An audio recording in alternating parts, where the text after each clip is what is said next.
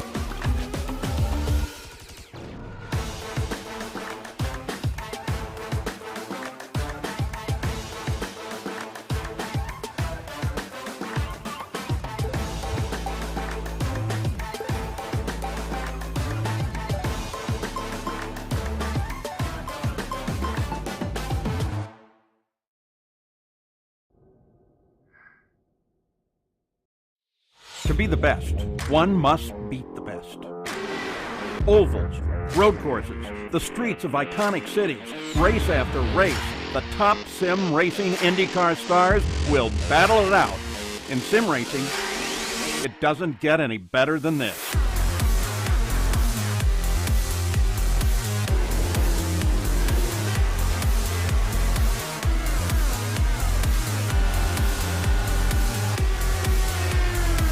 This is their battleground, for the checkered flag, for the glory, for the right to say they are the best.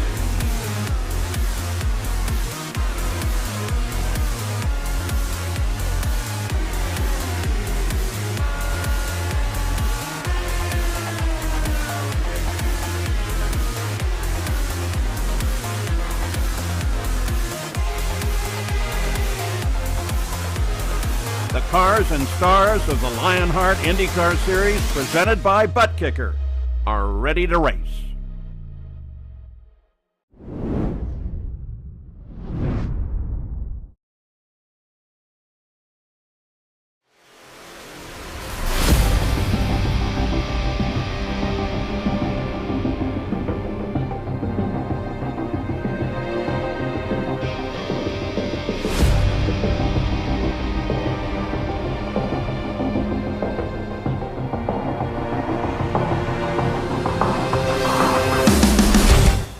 It's been 285 days since the drivers of the 2022 Lionheart IndyCar Series got underway in the Sunshine State, full of optimism. However, Phil Krause has taken 12 wins in 21 races this year and remarkably has failed to finish outside of the podium.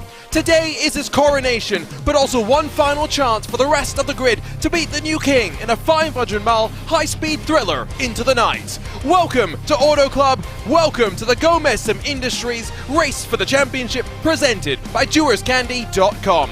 Hello everyone and welcome back to RaceSpotTV for the final round of the 2022 Lionheart IndyCar Series. The Lionheart Racing Series is powered by HyperX, makers of premier gaming gear like the legendary ultra-comfortable Cloud line of gaming headsets. Whatever you play, however you play, HyperX knows we're all gamers. For more information on HyperX products, visit HyperX.com. My name is Arjuna Kankipati, delighted to be joined alongside in a special three-man commentary booth, not just by Justin Prince, but by the one and only Joey Tevin as well. Follow along with live timing and scoring by heading to RaceSpot.tv/timing over the course of the night. Let's dive straight into our Butt Kicker pre-race show because, Justin, it has been like a long year in so many ways, but it feels like just yesterday that we were back at the Homestead Miami Speedway on March the 1st to get things underway, and what a roller coaster has been for so many of the drivers. One driver that hasn't had to worry about too much though is the mighty Phil Krause, who today rides into the night as the new king. Absolutely, as you can tell with the next level racing schedule, we've gone everywhere from big tracks to short tracks, from road courses, and in some cases to tight confines of respective other ones. When it comes to all those racetracks, Phil Krause has been absolutely consistent at each and every one of those. It's made it near impossible throughout the season for his championship competitors to keep up, and that's why he is a title champion after today getting that official crown. That's a look at the next level racing schedule. Of course, a couple of new tracks that we enjoyed. Nashville was interesting. I'm not sure how much the drivers enjoyed that particular surface that shredded through the tires. Of course, the Motegi doubleheader, a personal highlight of mine. Let's talk though about the butt kicker driver standings. Of course, Phil Krause, crown champion in all but 500 miles, but of course still plenty to play for here with double points on the line, Joey. Alexander Van der Sant sits second with his teammate Robert Malechka in third, Connor Harrington trying to leapfrog his way forward along with the likes of Caleb Bensi.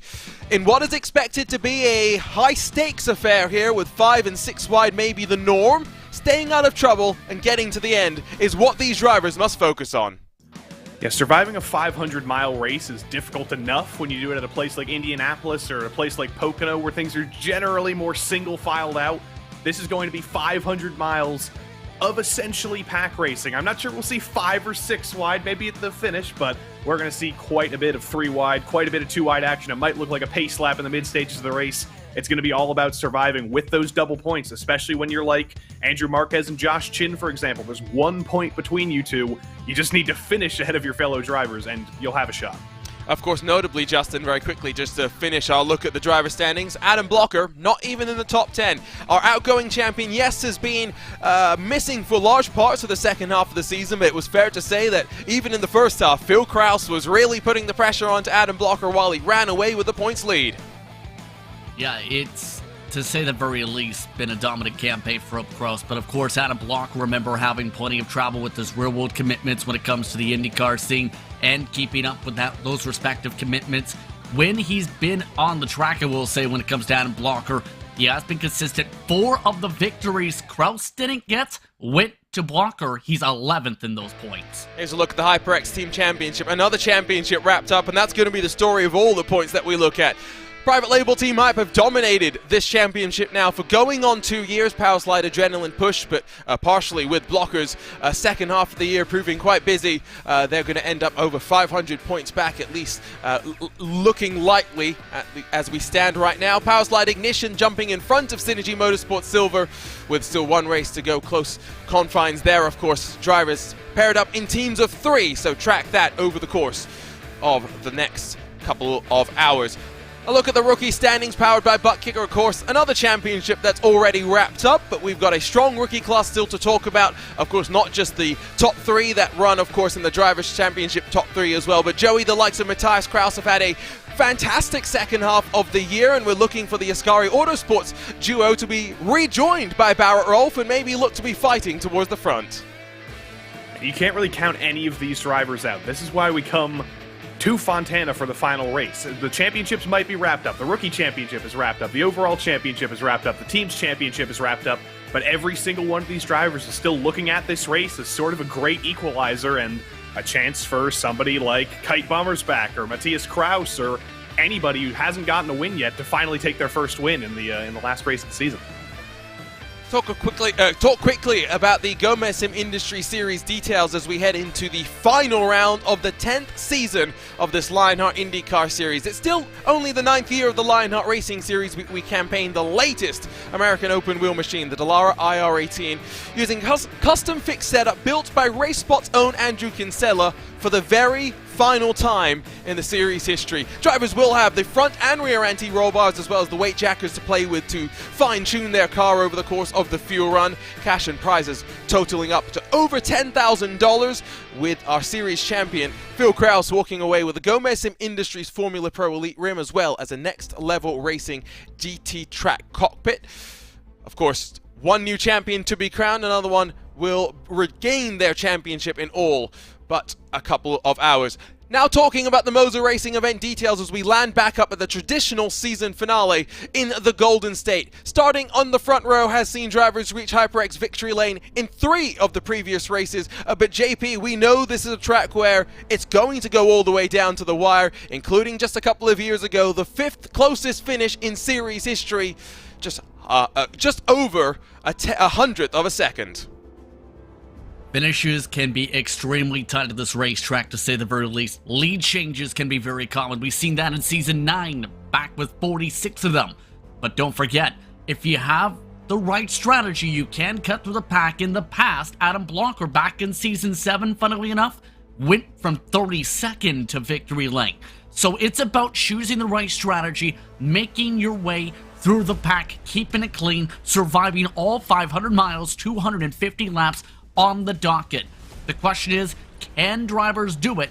And better yet, do we see a new winner at Auto Club, or do we see, say, a multiple-time winner here like Andrew Kinsella add to that? Well, to your point, JP, Joey, one thing that we have to think about here is timing of cautions and how you play out a strategy cycle where you can save a lot of fuel. Adam Blocker from 32nd still led the most laps, so he used strategy to work his way to the front and then dominated from there. Track position maybe not as important as some may think, but swap drafting maybe not as common as in Indianapolis, but very much still very important. It's going to be a very different style of racing from what we normally see at Indianapolis, where there is generally just a train of drivers circulating around the 2.5 miles. The first 2 drivers are switching around, everybody else is just kind of riding in line. It's going to be like that to the extreme here. If you are in the back of the pack, if you are in 17th or 18th, you can ride, you can save quite a bit of fuel. Here's a look then as the sun sets below the mountains that surround this Auto Club Speedway, to be immortalized in this configuration on the iRacing service, of course, with the facility to be redesigned and to be reprofiled into a short track. Qualifying underway for the final time this season, and JP, drivers get the track to themselves in 5 minutes. Something that you've already noticed is that some of the drivers starting to work on some fuel burning to make sure the cars are as light as possible. The lighter the car, the faster it goes, right? And that's the main concept when it comes to some of the drivers doing that currently. Several drivers did elect to just go out quickly, 4 to be precise. Of note, Barrett Rolfe, Trevor Malone, Kite Bommersbach, and Tony Schowen around the circuit. But of course, when it comes to qualifying around here, it can be a bit tricky with some of the bumps. It's important to maintain momentum. Some drivers especially like to run the momentum up high to be able to then round the bottom the second time around, as we've seen in Speedway. As we mentioned a couple of times already, Barrett Rolfe, one of the notable returnees for the final round of the championship. Also a couple of drivers finishing up their trial periods in the series. That includes the likes of Trevor Malone. The first lap time starting to be thrown up onto the board. It's Bommersbach initially fastest on lap number 1. Quite stark a comparison to what the rest of the drivers have done here, Joey, because I think the preferred thing, like we saw from Barrett Rolfe, is use lap 1 to run up high and build up the speed and then minimize the distance on the second lap. I think that's exactly what we did see there, but Kite has gone for a fast lap on the first lap. I think he's just trying to get a banker in case there is some sort of error on the second lap. It's better to get a lap down at all than it is to not qualify at all. But Barrett Rolfe has managed to survive here on the second lap, hasn't clipped the apron or anything, and I think you're going to see him hop straight up to pole here on that second lap. Not quite, still about half a tenth off, so all that speed he built up on the first lap clearly wasn't enough. Kite still had that speed on lap 1. I think it shows that maybe Bommersbach first lap is very, very impressive. Now this is Joshua Chin on his first lap. Very stark contrast, because already through turns 1 and 2 he is going very slowly. Now I have to throw Joshua Chin under the bus straight away here as we get underway. We've just finished up VCO Pro Sim Infinity, 24 races in 24 hours. Joshua Chin unfortunately did less racing than he was meant to, because he slept through his alarm yesterday morning. And now he tucks down onto the apron on the opening lap. Not sure that's exactly what he expected to do. 37.153 on his first lap, and, well, Joey, that's not how you expect to start your second lap either. I'm sure he'll take that on the chin, though, and he'll try to improve on this. On the second lap, he's very, very low in 1 and 2, which is interesting. It's a lot lower than I normally expect, but he is trying to get below that seam, I think. There is a seam For whatever reason, however they built these tracks, both Auto Club and Michigan in the similar shape, there's always a seam entering turn 1 that you want to avoid.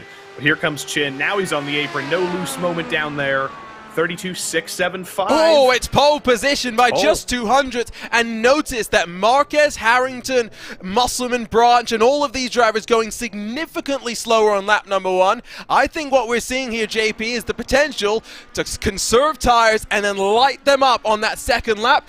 Note the special livery, by the way, for the private label Team Hype, as Musselman goes now up to the top by a further half a tenth. The gold on the side of the team champions.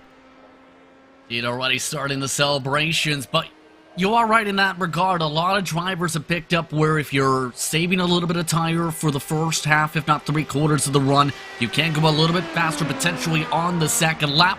Good example, Jason Brophy, top of the board, Connor Harrington second. The drivers who followed that pattern already jumping across Joshua Chin's time.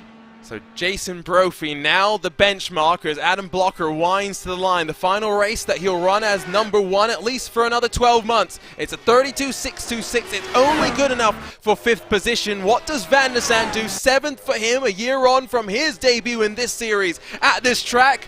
Power Slide unable to crack their way to the front row provisionally. A private label Team Hype lockout in qualifying once again. Go Fast time is over. We're ready to juke it out for the Gomez Sim Industries race for the championship. It's time to run you down through the butt kicker starting grid for the final time this season.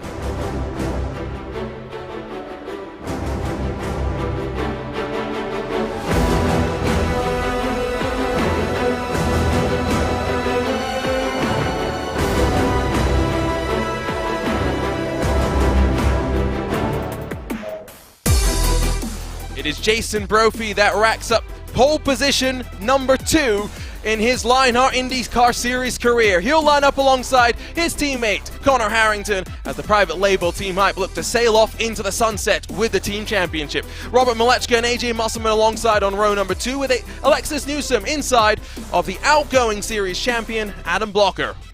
Andrew Kinsella has actually qualified decently for once. He's up in 7th alongside his Power Slide Adrenaline teammate Alexander Van der Sant. Phil Kraus, the newly minted champion, 9th alongside Joshua Chin to bookend the top 10. Tyler Graff and Kite Bombers back 11th and 12th positions with Caleb Bensi inside of Andrew Marquez, Matt Taylor and Alex Guyon rolling from 15th and 16th positions. Stefan Larkamp and then Joe Branch on row 9 with 19th seeing Tony Showen alongside Luke Daniels to complete the top 20. Barrett Rolfe on return again struggles in qualifying, but we know he'll carve his way up through the field. He'll be in 21st alongside Trevor Malone, Matt Houston, the final 2 cars with lap times in qualifying. Mitchell Riggs in the Ascari Autosport Machine 24th with Ron Hacker, Michael Goodman, Brian Beard and Bradley Sexton rounding out the 28 cars that will do battle for what is bound to be an exciting 250 laps here at the Auto Club Speedway. They file their way onto the pit lane, getting ready to fire up the engines and roll for what is a rather short pace lap. As always, featured onboard cameras to run you down. Let's start with Brian Beard, who has Gomez Sim Industries riding over the shoulder. Makers of high-end esports equipment and controls. Visit GomezSimIndustries.com. Riding with the butt kicker on board this evening, moving the 98 at Tyler Graff. Sim racing is better with Butt Kicker. Visit thebuttkicker.com. No Chris Lanini today, so instead we switch to Adam Blocker, who rides with HyperX. Whatever you play, however you play, HyperX knows we're all gamers, and HyperX is always ready to game. Joey, this is going to be a wild one. Track conditions only going to get cooler, but the intensity on track will only rise. The intensity is going to rise over all 500 miles. We heard that in practice they were doing 4 and 5 wide with 132 degrees track temp. The track temp is going to drop below 100 degrees Fahrenheit as the sun is going down. You can already see the beautiful orange California glow on the racing surface. It's only going to get darker, it's only going to get cooler, and it's only going to get crazier. Of course, home to many a close finish. JP, I'm going to throw you onto the spot. Who comes out on top in our final round of the championship? Can't count out Philip Kraus, obviously, but I have a feeling Adam Blocker might try and get win number 5 to close it out. So here we go. It's been a long year. Started back at the very beginning of March in the Sunshine State. Today we ride into the sunset. Competition, commitment, excitement. This is Lionheart, and this is the Gomez Sim Industries Race for the Championship, presented by JurasCandy.com.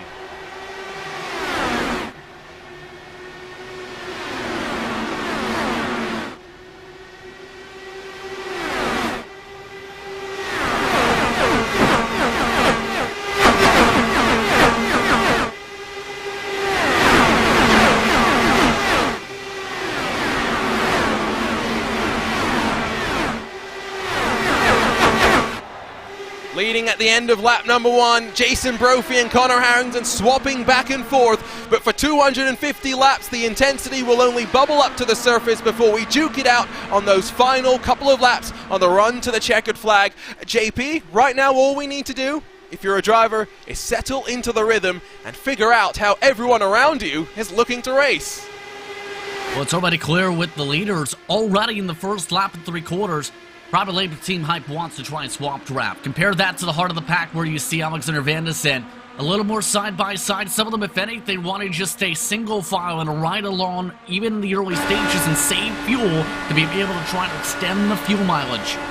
On board with Joshua Chin, and even though it's a track that is very, very wide, Joey, the one thing that drivers do need to consider is where cars around there are going, because once you can commit to a line, if someone else has committed to that one already, you're going to feel the impact of the dirty air. The dirty air is very, very strong at Auto Club, and it gets even stronger when drivers are running side by side. We are mostly single file all the way to the back of this 28-car field, but once you do start getting that pack running, once you do start getting 3 and 4 wide, it's very, very difficult to run in the dirty air. So everybody's using their in-car tools. Hopefully everybody has done plenty of practice in dirty air running. I can guarantee you they have, because it is quite the adjustment when you're adjusting to being behind the dirty air 2 cars wide. Maybe a bit surprised here, JP, that for Barrett Rolfe, he's only up, 2 positions so far in this race. He's taking it a bit slow so far. Well, the reason it's a little funny is if you remember back from last year, it was Michigan where he went from about the same starting position up to the lead in about 8 or 9 laps.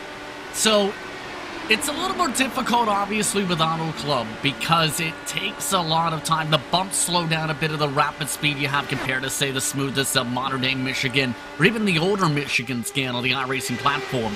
Not as easy to cut your way through the pack compared to Michigan. No, absolutely not. It's Joshua Chin that is starting to work his way forward. 5 spots up into the top 5, and now trying to make it 3 private label team Hype cars inside of the podium spots. Phil Krause has been unable to work his way forward. He's, I say, stuck back in 11th spot, but for a driver that's won 12 out of 21 races so far, the only thing that he's got to be worried about, Joey, is avoiding that apron for another 245 laps. I think he definitely wants to keep the streak alive. It's a pretty incredible accomplishment if you can go through a 22-race season, finishing every single race on the podium, but this is probably going to be the most difficult place to do that because everybody is so close together. It is the most equalized race of the season. I think I can say that much. So this might be the most difficult time Phil Krause has all season to end up on the podium, but he's done it 21 times. Oh, dear. Tyler Graf up the track, and Tony Schowen able to get on the anchors. Will allow a couple of cars to squeak on through, but this is by no means an easy ride around Auto Club, and I think we got a very visual description of that one, Joey. Yeah, you don't want to clip the apron. You do not want to clip the apron. You don't want to do it anywhere, but especially here, because once you do that, you're just getting flung up the track. We ride on board now with Tyler Graf. Down in turn 1, just gets a little bit too low, just barely clips it, barely gets over the white line. It was a good save. He was also lucky there was nobody to his outside, but I can guarantee you that everybody in the second half of the pack was very, very scared that we're already doing a little bit of apron clipping this early. They go back and forth at the front, and JP, we're not going to really get too excited about it. It's swap drafting. It gains them about 3/10 a lap, but they're not being allowed to break away at this point just yet. I think they are going to be a little bit concerned about when we get to the pit stop cycle, how that's going to play out, because pit stop entry with low downforce and coming off the banking, it's a treacherous proposition at the best of times. Yeah, we've seen in just about green flag racing speedway and a fair few drivers picked to be speed penalties, and even the championship contenders had crashes on the pit entry, remember. So that's something to think about as this race goes on. Being able to enter with the midst of traffic, especially even a teammate, they're trying to sync up the strategies. But I will say this, AJ Musselman's holding on his own so far, holding on to the top 4 so far, was keeping in 3rd before Joshua Chin did Joshua Chin things and make a pass.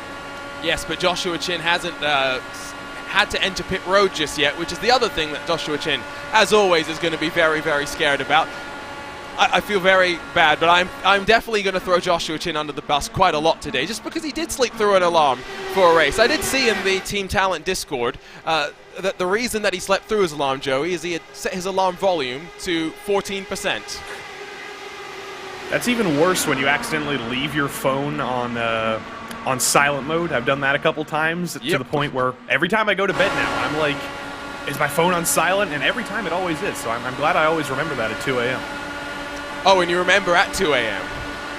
Exactly. The second I'm laying down, I'm like, did I remember to take my phone off silent? Nope. It's a good thing I remembered. Yeah, it's like a Pavlovian reaction. Exactly. Why are you up at 2 a.m.? Why aren't you up at 2 a.m.? Adam Blocker getting pinched down low. They will go 3 wide in the heart of the pack, and guess who's coming? It's Barrett Rolfe charging up into the top 10. 12 positions gained, and the Ascari Autosport number 3 JP maybe heard us talking and is reminding us of why we fell in love with him in 2021. And now he's starting to go a little bit. As the tire wear is starting to drop off a little bit, that's one of his strengths. When it comes to the starts of races like this, he knows how to carry the momentum and carry the speed and pick the right line to then make a pass. It's going to be the major thing, though, of can he then maintain the track position, because that's been a trouble spot in the past, has been keeping clean. He continues, though, to use that outside like a ramp. Working nicely for him, getting a nice toe from Malechka down the back straightaway, and works up now towards 8th. Seems to be favoring the charge around the outside. Sails it into the entry of turn 3. Malechka doesn't offer up too much of a fight. And Barrett Rolfe says thank you very much. Couple of positions in just 1 lap. Adam Blocker and Phil Kraus are both down positions. Blocker down 4, Kraus down 6. Or flip that the other way around. Blocker down 6, Kraus down 4. Being conservative to start this race off, I'd say. And I think part of that here, Joey, is the fact that given that we're not expecting anyone to be breaking away, clean air fuel window, probably around 38, 39 laps. Fuel saving window, maybe 44, 45 laps. This is honestly probably the best place to be. You might not think it would be. You're 2 seconds behind the lead. You're running 11th, 12th, 13th, but right now there's still 235 laps left to go. When there's not going to be any breakaways, it doesn't really matter where you are. The fuel saving is the most important thing, because when there's 5 laps of difference between clean air running and between running in the pack, essentially, where you can save fuel, you can do the math there. That's multiple pit stops. That's going to be something like 35 seconds less with the... That math doesn't really check out, but you get the idea.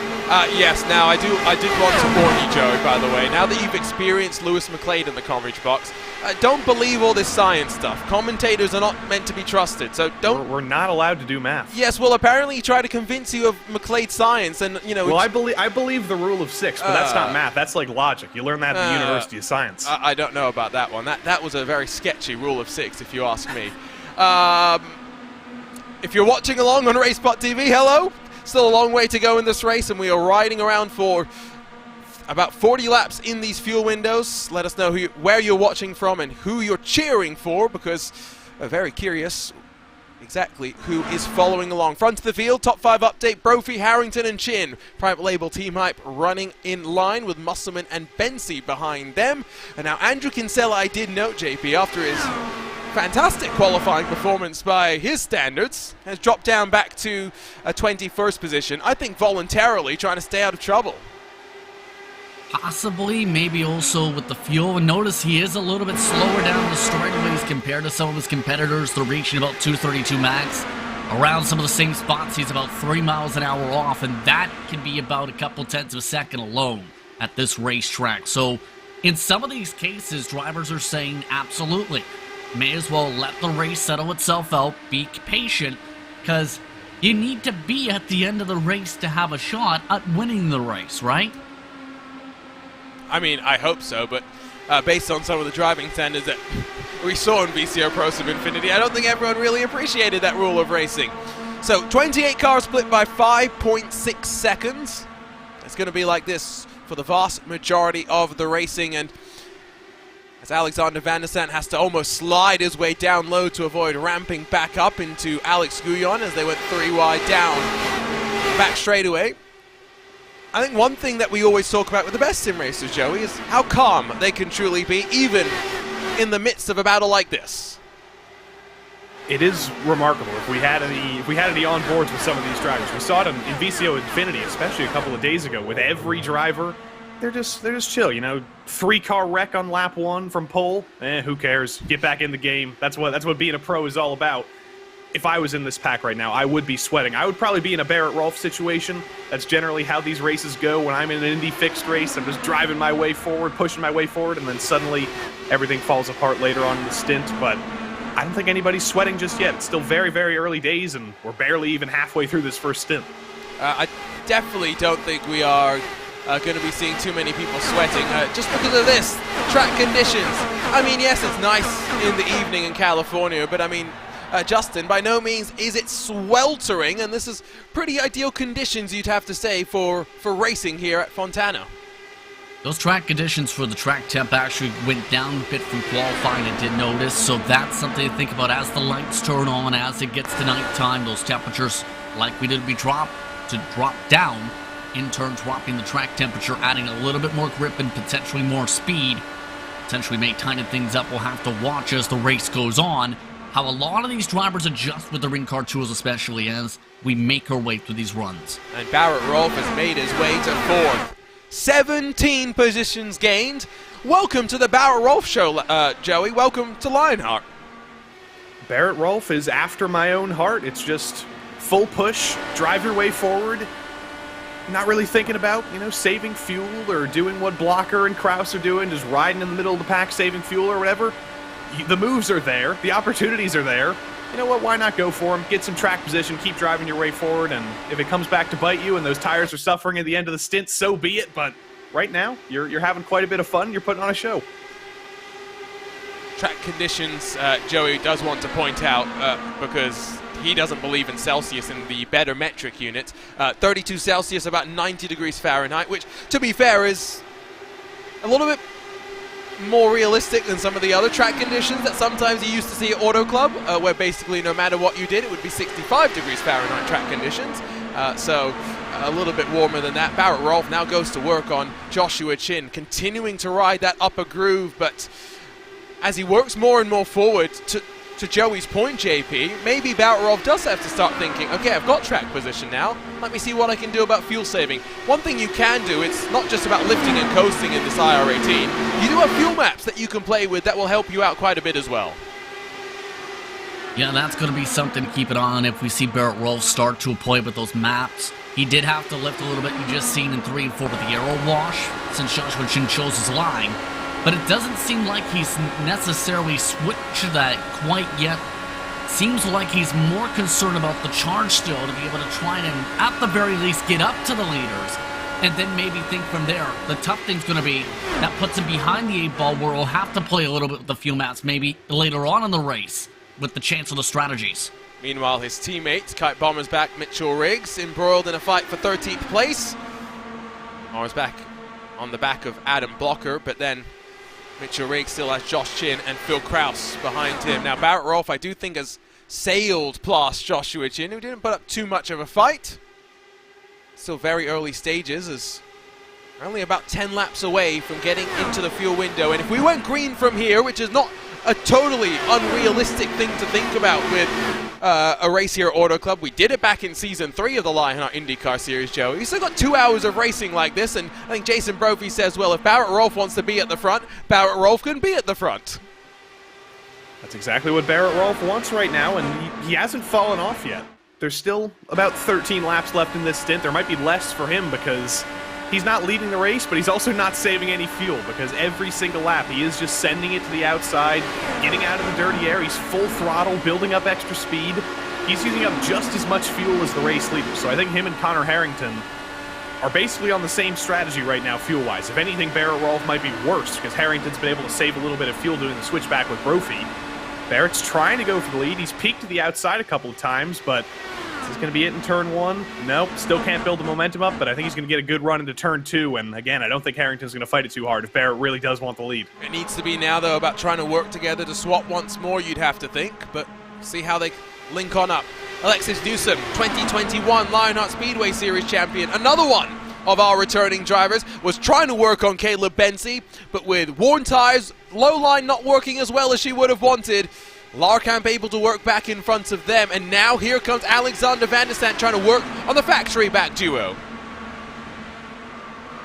Rewind yet again, and you can just see that bottom, that grip is just gone, and you have to just be able to lift a little bit more, let the car rotate. That's really costing drivers. If you want to make a pass, it seems, it's either down the front stretch or doing on the outside in the midst of the corner in the first place. Back up at the front, Brophy now saying, you know what, I'll go even further back in the queue, and even though when you swap back and forth you're saving some fuel, I think this is the recognition of Jason Brophy that there are other drivers out on track that have been working much harder and much more committed to the fuel mileage game. He's slipping back outside of the top 5 right now, and I think might even try and link up with Phil Kraus maybe a little bit further back. Kraus back in the 18th position, so 2 of the private label Team Hype's teammates may be able to coordinate and work together. Now you'll notice you can just see that the pit entry is just to the left-hand side of the exit of turn number 4, Joey, and that's why I was mentioning earlier that pit entry here is going to be important to coordinate and communicate with the rest of the pack around you.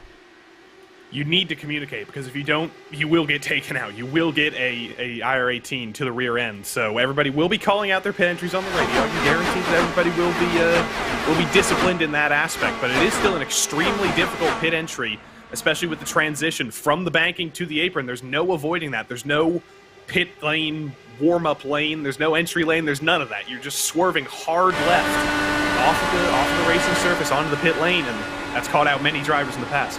On board with Adam Blocker as he now rides behind his teammate Alexander Van der Sant, both fanning out, trying to make sure they don't cost each other time. There was a pop out from Luke Daniels as they go almost 3 wide for a moment. Phil Kraus all the way back now to the 18th position. Not going to be too much of a worry, of course. Still a long, long way to go. Justin, we've had some new tracks for this 2022 Lionheart IndyCar Series campaign. Some new tracks have joined the iRacing calendar over the course of 2022. Are there any tracks that have caught your eye and that you would think, you know what, I'd be quite curious to see how some IR-18s would race out there? Very curious about the new French circuit of Magny-Cours that came to the platform. That one comes to mind because it seems to be a nice track with different braking marks, but also different flowing sections from high speed to low speed.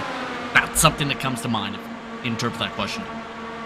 What about you, Joey? I mean, of course, I know you love a bit of Rudskogen. Open this box up, Arjuna. Open it up. I know you love Rudskogen, Oschersleben, but, I mean, realistically, what are you thinking? Well, the Indy Open Series in official will be going to Rudskogen next season, so it's not the most harebrained idea. I don't know how good of a race that would be, but they're going to try it in the Open Series, and I guess if that's any good, they might start thinking about it in Lionheart. But honestly, the place I really want to see Indy cars take on is Martinsville. I think that could be interesting. It's heavy braking. It's just 2 hairpins. It would probably be a wreck fest. There'd probably be a lot of payments made to Delara, but I think it could be good with the right field of drivers.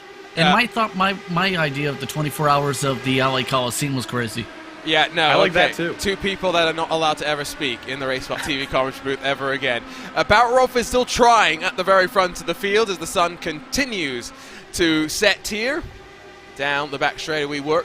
Of course, we're just coming off an iRacing build week, so some of these drivers had a rude awakening. I think it was on Sunday night or on Monday morning when Trading Pates went on Twitter to say iRacing was going to totally break everything with spec maps, Joey, and what fun everyone had at that announcement. Yeah, spec maps were already wizardry to me. I am no livery designer. I leave that up to the professionals, but things have gotten even more difficult. We've got clear coats. We've got all sorts of weird stuff, but luckily, All these painters, all the gang at Private Label Team Hype, they always put good liveries together. And I'm always a fan of that little gold trim, that little bit of shininess. Yeah. Anything gold, anything chrome, big fan. Yeah, and of course that is the new paints that they had midway through this year, designed by the wonderful Juan at iLiveries, who was very busy this week putting together BMW M-V Hybrid paints for VCR Pro Sim Infinity. He had 2 days to do about 10 different paints. Got them in on time, looking spectacular as always. On to lap 38 we are going to go, and JP, for Connor Harrington and probably for Barrett Rolfe, a lap at most away, I would assume, from having to dive down to the pit lane. No signals yet. Still keeping up the swap draft. So again, it's going to be important to make sure you are in the best situation. And it looks like it is indeed coming in. Connor Harrington, despite the swap draft, just had Joshua Chin call over the radio. He is coming. The window is open. So here we go, and Joshua Chin almost just spiked his teammate as Connor Harrington, without any further drama, is able to make his way down to the pit lane. It's now Barrett Rolfe, Josh Chin, Alexis Newsom, the front three, and I did see for Alexis Newsom, Christian Steele jumping in to say hello, the 2022 iRacing Indianapolis 500 champion, as Barrett Rolfe jumps over the back of Joshua Chin and into the wall, and as Barrett Rolfe's charge just come to an end. That was quite a heavy hit to the ground. There's definitely front wing damage. It doesn't look like that's repaired itself. He's not going to pit in yet. He's still out on track. I don't know if that steering wheel is straight, but that car does look like it's struggling, and that was a pretty big hit to the back of Josh Chin, especially the hit to the ground as well. Right on board now with Barrett Rolfe. Down the back straight. He's Josh slow. Chin is gonna, He is slow. He's very slow, and let's just ride here because he's going for a hole that never really existed, if we're being honest, Joey. Just drove into him. No one to blame but himself. I think he expected that hole to open a little bit more. I think he expected Chin to swerve down and pit, honestly, but no, that was just a little bit of a clumsy move by Barrett Rolfe. And fortunately for Chin, does not seem to have incurred any lasting damage because JP just 9.7 seconds in the box. Scheduled pit stop time total. So Chin getting very lucky. Barrett Rolfe not so much, likely going to be a 13-second plus stop. No other wing changes for the other drivers so far, but the calls are starting to come in bunches now. And now it's going to get even more busier on how you enter this pit lane. So Bensi, Newsom both ducking down low, and they'll enter along with Mitchell Riggs in the Ascari Autosport machine, I believe, as here we go, more and more takers down towards the safety of pit lane. Lap 42 though, so already a spread of about 3 laps in terms of pit stop the stint length, and I mean ultimately I think we are expecting the likes of Blocker, Kraus and many more to try and go at the very least 2 more laps. Blocker sails his way on through. He's not slowing down for anyone. Yeah, Larkamp was the blocker there for some reason. I don't know why he blocked so aggressively down the back straight if he was just going to be pitting anyway, but here comes Larkamp. I think that's Alex Guillon. No, it's Tyler Graff in the background who's coming in as well. Andrew Marquez. We're starting to reach the end of the limit here. There's a black flag for AJ Musselman as well. Must be speeding on pit entry then, as one of the risks of having low downforce here will unfortunately compromise him. That seems to be on the pit exit actually, so we'll have to likely see him duck down once again, and indeed he's fading his way down left. 11 cars yet to pit. Alexander Van der Sant becomes the latest in the cycle, JP, along with a handful more, but Blocker, Malechka, Kraus, Kinsella, and Taylor all able to go longer along with Beard and Sexton. Remember, when it comes to some of those drivers, they drop back in the middle of the run. In fact, in the early stages, some of them, in the case of Kinsella, to the 20s. So they have been saving hard, thinking big picture. In some of these cases, at least 4 or 5 laps longer than some. But look at how close this came at the start of the window. That was way high up on the braking mark. Lucky to not get rear-ended by his teammate. And here started your window. So Blocker and Malechka able to get to lap 44 out of 250. Now keep that number in mind, and let's see how it plays out over the course of the rest of the race. Connor Harrington, as we pick up the net race leader, has built some separation, and Joey, this is what green flag pit stops will do. The difference between Harrington and Brophy was only 1 lap, but you can see the difference between those two that were formerly leading the race together. It's now 5 seconds between the two teammates. So Jason Brophy has unfortunately had a hellish run through pit lane. He's lost 5 seconds up in the lead, and now it's Harrington and Chin who are representing private label Team Hype up top, and they're going to blow by Adam Blocker and Malechka and Bensi as well. Waiting later on in the run has not really paid off for some of these drivers. The tires haven't worn that much, but you can see the effects. It is a long-term, long-run play, I would say here, JP. The undercut powerful because you can get back into the draft of the main pack and tow around with them. However, we are now, of course, these are drivers thinking about the potential and the possibility of what a caution-free race will look like in terms of strategy at the very end. Absolutely, especially with some of the drivers getting the fuel mileage much further than some of the projections from last year's race in particular by at least 3-4 laps. So a lot of these drivers definitely thinking about what they need to do to make it to the checker flag more so. Sacrifice the early time for the long-term gains. Now that's the thing. So as we've seen before, who's going to close up to these two? Will they close up? They're already gaining behind them despite the swap draft by about a tenth a straight. About to hit the 20% marker in this race. Grab a look at the track map and you can see where the groups have built. So the top two running down the back straightaway by themselves, split by 1.8 odd seconds. So this duo of Bensi and Riggs, who are slingshotting back and forth and bringing along with them Van der Zandt, Blocker and Malechka, the power slide trio, very content to ride in the draft. And then behind them it is stacking up all the way to about 16th position, Joey, and then we have a second category where Barrett Rolfe, after getting damage repairs, has managed to slide his way back into. That is pretty remarkable. So well done to the pit crew on that number 33 entry to straighten out those front suspension bars, because that thing, it looks fresh, it looks new. They put a new front wing on it. I don't think Barrett Rolfe is too concerned, and he's just got to figure out how to work now with Andrew Kinsella. Are they going to do a swap draft up front? Are they just going to ride in line? Well, there's your answer to my question instantly. He is going to pass Kinsella. I'm sure Kinsella will go for the move again, because that's the only thing they can do. They can just try and swap. They can try and build up speed and hope that that's what brings down a 3.5-second gap. Race control, by the way, has confirmed no further action for the contact between Barrett Rolfe and Joshua Chin. Meanwhile, Bensi and Riggs working very, very effectively to already having brought down the gap to the race leaders to about 1.2 odd seconds and still closing. Of course, JP, not just one Lionheart competition anymore. We've got 3 of them here live on RaceSpotTV. The Lionheart Speedway Series breaks out that Dallara DW12 and travels around the ovals available on iRacing. This, the IndyCar Series on a Wednesday night, features this IR18 around the world, and still one more finale to go. This coming Thursday night, the Lionheart Retro Series in its Lotus 79s head back here to Fontana to close out their season. And that should be an exciting one, keep in mind, with the type of racing that's produced at these circuits, the potential of even more 4 and 5 wide action, to say the very least. It's been great to see how things have played out, though, with the championship. We'll say Mike Rasmus has looked very strong again in his Lotus 79.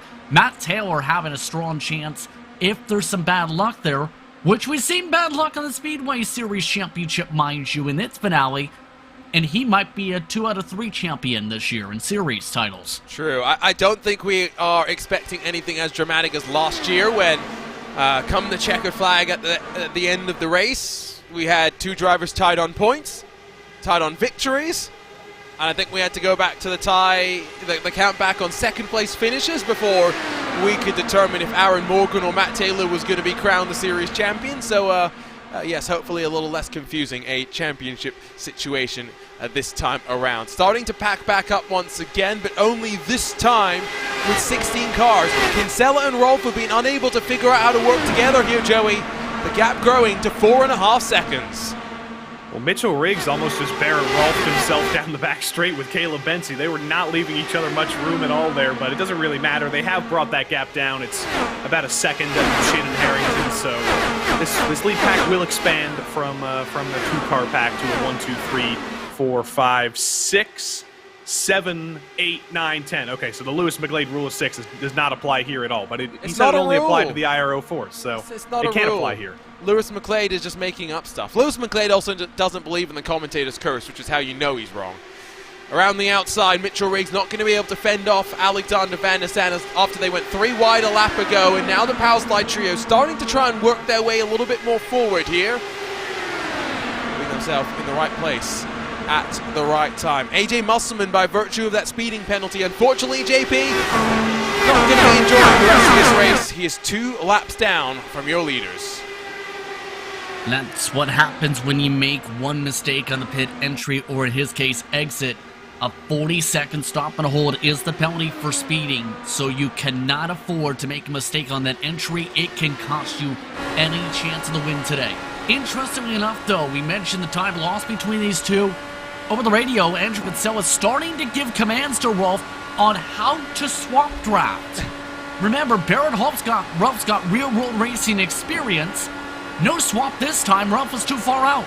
It's all about working together, and even then there are just sometimes combos that work together better. I always bring this up, but earlier this year, the iRacing Indianapolis 500, Brandon Traino told me that if it was him and Michele Costantini at the front of the field, they were about a 1/10 or 2/10 quicker per lap when they were swap drafting than any other combination of drivers in the Apex Racing team at I5G stable, Joey. So it is a skill, and it is something that you can only pick up by doing it over and over again. That's what's difficult about it. It's practice makes perfect, but it also is something kind of naturally ingrained in the drivers, and especially ingrained when you're 2 teammates that work perfectly together. It's kind of like when you have a singing duo. They always sound better when they're members of the family because it's like a blood harmony there. You kind of need that with a teammate, even if they're not family, even if they're not thinking the same way as you. You've got to be on the same wavelength to be 1/10 a lap faster than anybody else. I think Andrew Kinsella maybe has just decided he doesn't want to swap around with Barrett Rolf anymore, because he's going to let Guyon, Daniels, and a handful more just slide on past and allow them to try and work with Barrett Rolf front of the field. Still seeing Chin Harrington go back and forth and back and forth. Justin, of course, we've just come off an iRacing build. The one thing that we didn't discuss is changes to this car. And that's because, fortunately, within the context of this series, there's not much that the drivers have to worry about. The main adjustment is for open setup competitions with the adjustment window at the rear of the car, with the suspension being opened up a little bit more. But fortunately, these drivers didn't then just have to completely relearn how to race around this track. Exactly, so not too many changes with this build when it comes to the open wheel side for this car, I should say, yes, on that mark. In other cars, of course, there were some changes, such as new damage models for some, as showcased in some throughout Race Spot over the weekend. But when it comes to these cars, it was essentially apples to apples once you went build to build, rather than apples to concrete brick wall. Ooh, yes. There are some drivers that have had to do that, with the GT3s in particular getting a major overhaul, and new damage model added to them. Of course, this car already has that new damage model, which looked spectacular. Blocker now the one deciding to fall back in line. All the while, micro decisions affect your track position laps down the road. And so, as we've packed it back up, drivers starting to put themselves in the right place at the right time once again. See those movers and shakers. Mitchell Riggs plus 20, Bensie's plus 12. He's hit the very front of the field for the first time tonight. Again, very hard to get excited about all this movement, JP, because they are going slowly, I think, right now. Last time by, your race leader did a 33.5. The fastest laps of the race, a 32.5. We have dropped off a second. No one wants to lead. It's a game of chicken at the front of the field. I love how Tower Graph just said, you know what, if no one else wants to lead it, I'll just take a lap and just zip by everybody 10 miles an hour quicker. You're right, it's like the game of fuel mapping and fuel mileage.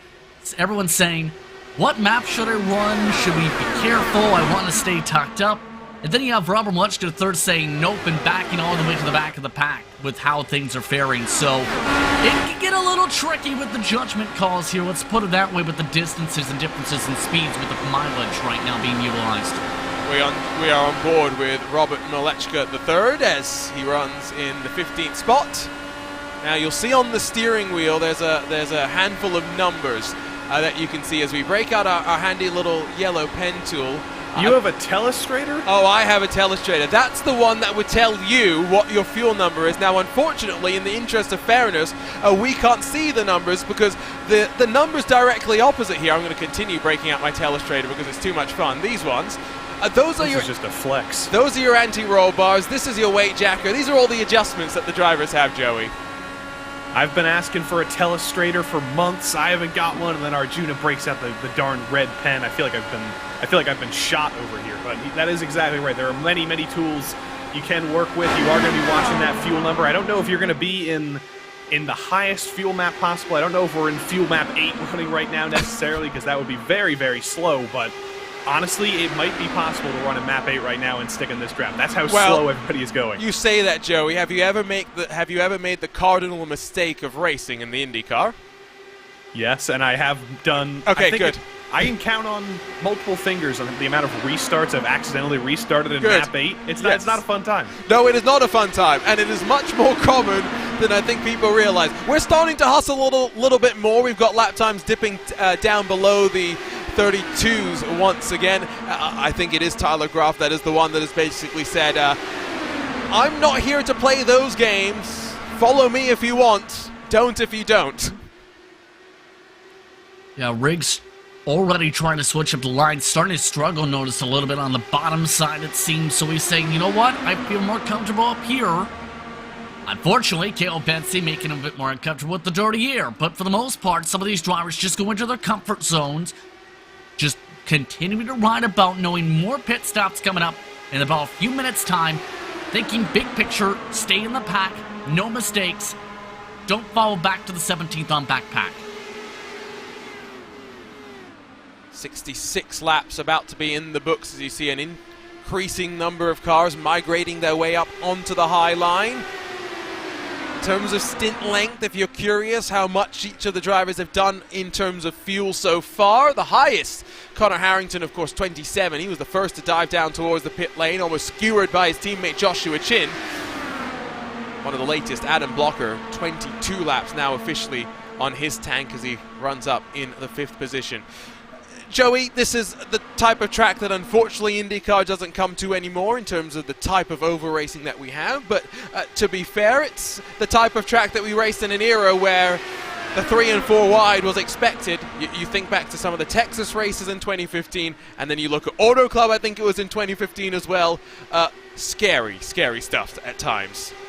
We think about 2015 when Ryan Briscoe and Ryan Hunter-Reay dug like a 5-foot hole in the grass in the infield because of that one incident. It was very, very scary racing.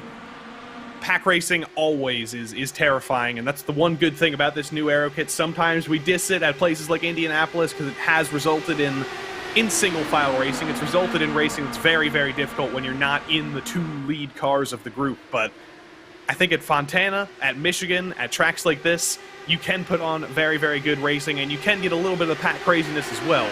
It's just not quite as insane as it used to be, which is a good thing for everyone's survival. That is true. We have seen some pretty crazy races in the Monday night official series, which we used to cover here on RaceSpotTV. Jason Brophy, by the way, starting to work his way forward and one by one reinserting himself into the equation.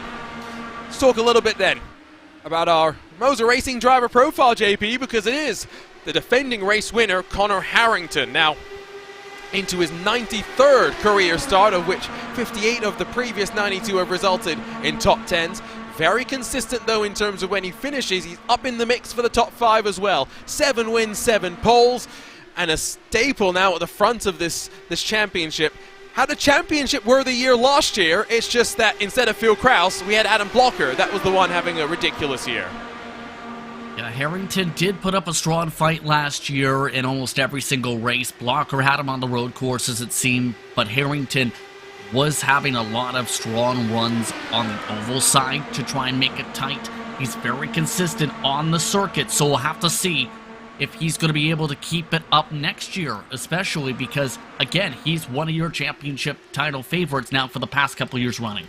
He has moved over down to Florida over the past year as well, so a little bit closer to his teammate Joshua Chin as the Now, two-time team champion Connor Harrington continues to power around in that second position. Kinsella's once again at the front of the second pack, Joey. Not sure if this is by choice or what, but these cars are still now 6 seconds back from those in front.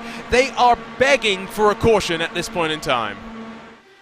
They are, but I don't know if their begging is going to come to fruition. We've gone almost a third of this race now. We're already almost a third of the way through this race without a caution, even with the craziness of this racing, the close calls with Harrington and Chin, the close call with Barrett Rolfe a little bit earlier.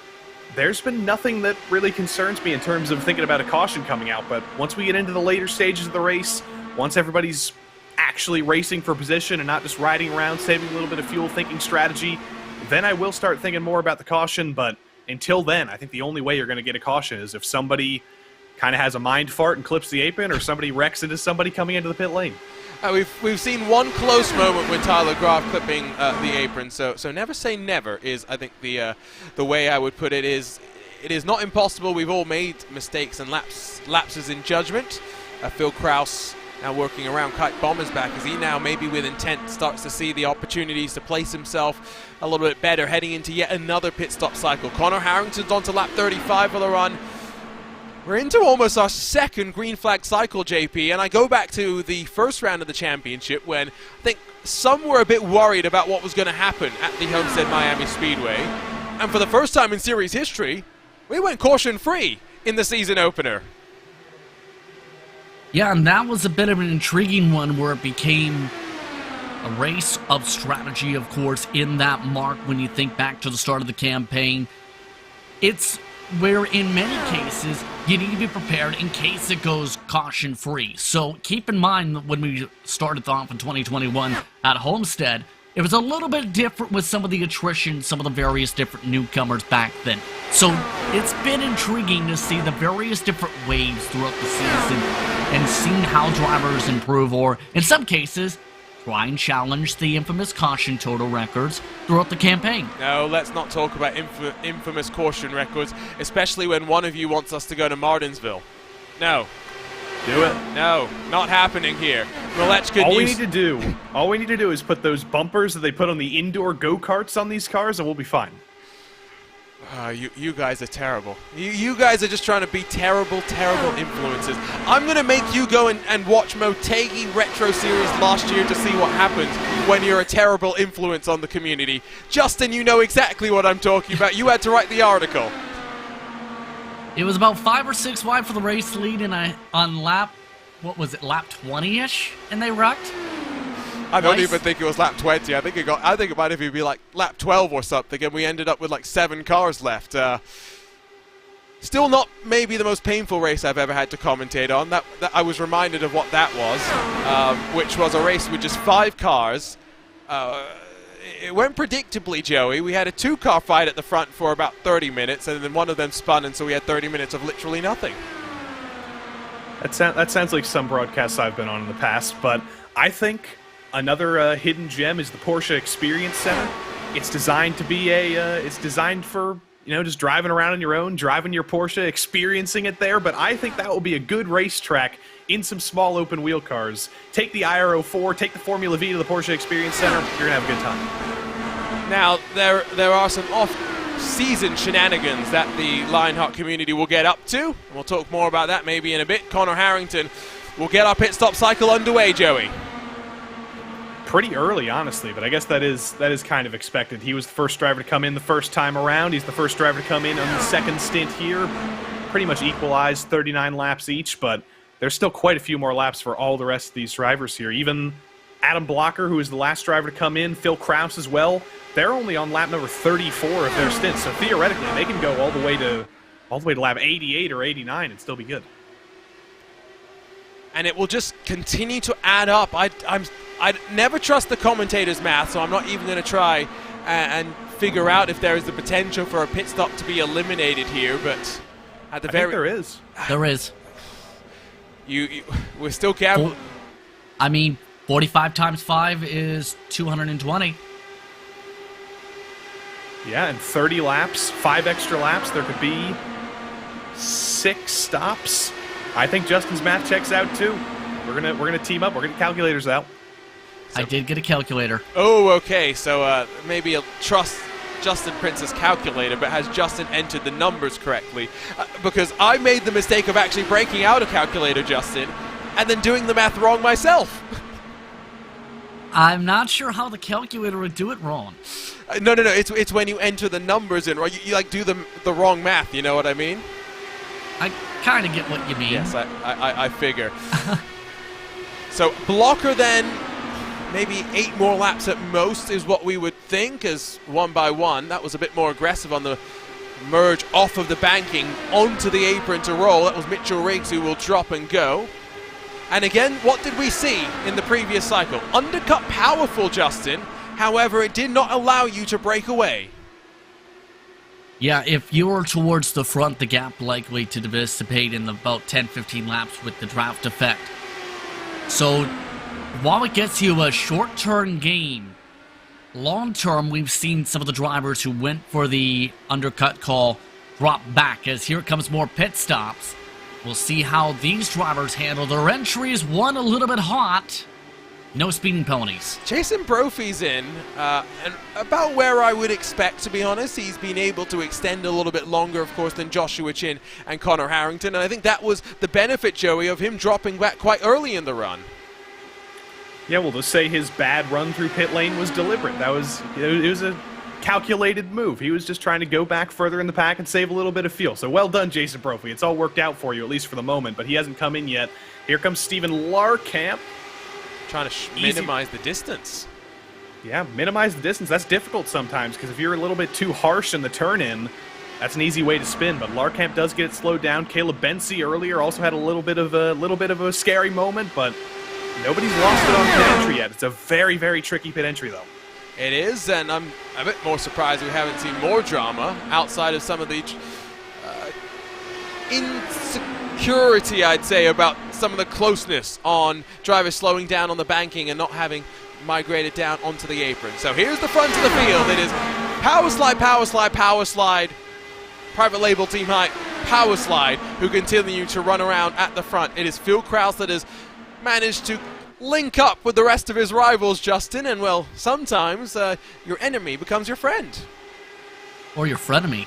Frenemy, I like that. But he knows which drivers are on his strategy and is saying, you know what? Likely coming down to us later on if it stays green. I'm staying with them. And that's the exact fact it looks like with Krause here, doing a strong job doing that, trying to keep the gears as later as he can in terms of the shifts, a little bit slower down the straights with the fuel mapping. He's been amongst those, trying to match these drivers on strategy, thinking it might be these drivers in the driver's seat for strategy later on. So we are still thinking that if we go green, we will get the potential for these drivers to eliminate a pit stop. Matt Taylor and Luke Daniels are trying to commit as well, but they are very much separated from this group. Van der Zant followed in by his teammate Tony Schowen, so they're in a lap early, and sometimes it's not the worst thing in the world, Joey, to split up slightly so that if there is drama on pit entry, you're not all caught in the fire. You don't want to put all your eggs in one basket, as they say. And you don't want to destroy everybody, so they are going to split these two packs, or this one pack, into two here. I don't know if Malechka's going to come in this time. I have to imagine he is. Blocker's down to the bottom. He goes for the lead. But is he immediately going to relinquish that and come down? No, he's going to go out for one more. Malechka's going to go around for one more. Krause is in. There might be a little bit of an undercut, actually, for Van der Zant, Schoen, and Daniels on Blocker and Malechka. So they're staying out for 2 extra laps here. They're on to lap 43. Remember, 44 is what we saw from them last time around. Front of the field for those that have already pitted. Let's check in with them. It's Chin, Harrington, Gruff, and Riggs, so no major surprise there in terms of drivers who ended up pitting quite early in the cycle. Alexander Van der Zant has managed to emerge in what I think is about net 7th position, so it's worked out a little bit better this time, I would argue, for those that have made the overcut work, JP, as Blocker and Malechka become the final cars to pit. However, Adam Blocker, in sim black flag from speeding. He was well over the speed limit. And take Adam Blocker out of contention with that penalty. And we'll ride on board and just see for the outgoing series champion how this race has come unstuck. Locked it up and was all crossed up deep into the pit lane. Still did not have the pit limiter on, by the way, and well, that's a painful way for a painful year to come to a close, Joey. If it's any solace for him, there's still 160 laps to go. There's still over 300 miles left, so anything can happen. I'm not sure if he's going to go a lap down. He might still be able to stick to the tail end of the lead lap, but he is going to be in the box for the full penalty. I think he will actually go one lap down. So he'll join AJ Musselman down there at the back of the pack. And drivers who are desperately hoping for a caution, but it's all come undone for Adam Blocker, and that is... It happens so many times when you're the leader of the race. You're the first driver coming into the box. You've got no point of reference. It's just so easy to completely overcook it. Blocker officially is now one lap down as he begins his roll. Musselman still 2 laps down, but from here you just fight back and see what you can do. Not even at the halfway mark of this race. So what was at one point I think 15 or 16 car group is now a 14 car group with a 7.5 second separation to Andrew Kinsella, who continues to lead the second grouping of cars. And JP, you can see it's about half a straight that splits them now. Yeah, the only 2 drivers they've lost are Blocker from Speedy and Alexis Newsom, who had a hard time getting into her box, lost about 7 seconds. So everybody that's in this lead group, they've done so by sticking together, no mistakes, strong execution, knowing these 2 are swap drafting, just staying towards that draft. If they feel like they have the pace, try and pick it up a bit. But for the most part, they've been racing respectfully, knowing there's a lot of time up on the board. The main driver who's trying to make charges, if anything, in the backdrop there you see Stephen Larkamp. That's about it so far on the patience mark for now early on in the rubbers. So Joshua Chin, Connor Harrington, Tyler Groff, Caleb Bency, and Jason Brophy front of the field. Once again, let's just talk about movers and shakers. Those willing to dice a little bit more at the front. Riggs, Branch, double-digit gains for them. Michael Goodman as well, also plus 10. But most of the drivers where you see the minus numbers, Joey, are those drivers that are thinking about the pit stop windows and thinking about the fuel gains. All about the ups and downs. It's all about making calculated decisions, and it's way too early to tell, honestly. There's so much that can change here in the next 300 miles about who's on the optimal strategy right now, whose strategy is going to work out at the end. I'm sure they've all got their spreadsheets. The drivers who have been extending their stints, like Alex Van de Sande, I'm sure he's thinking, I'm in the best place of anybody right now. I'm going to avoid a pit stop. But the second a caution comes out, the second the pit cycles get shaken up a little bit, that all goes out the window. Still a long way to go here in the final round of the 2022 Lionheart IndyCar Series. We're on the left coast of the USA for the Gomez Industries Race for the Championship, presented by JurisCandy.com. Don't go anywhere. We'll be right back on RaceSpotTV.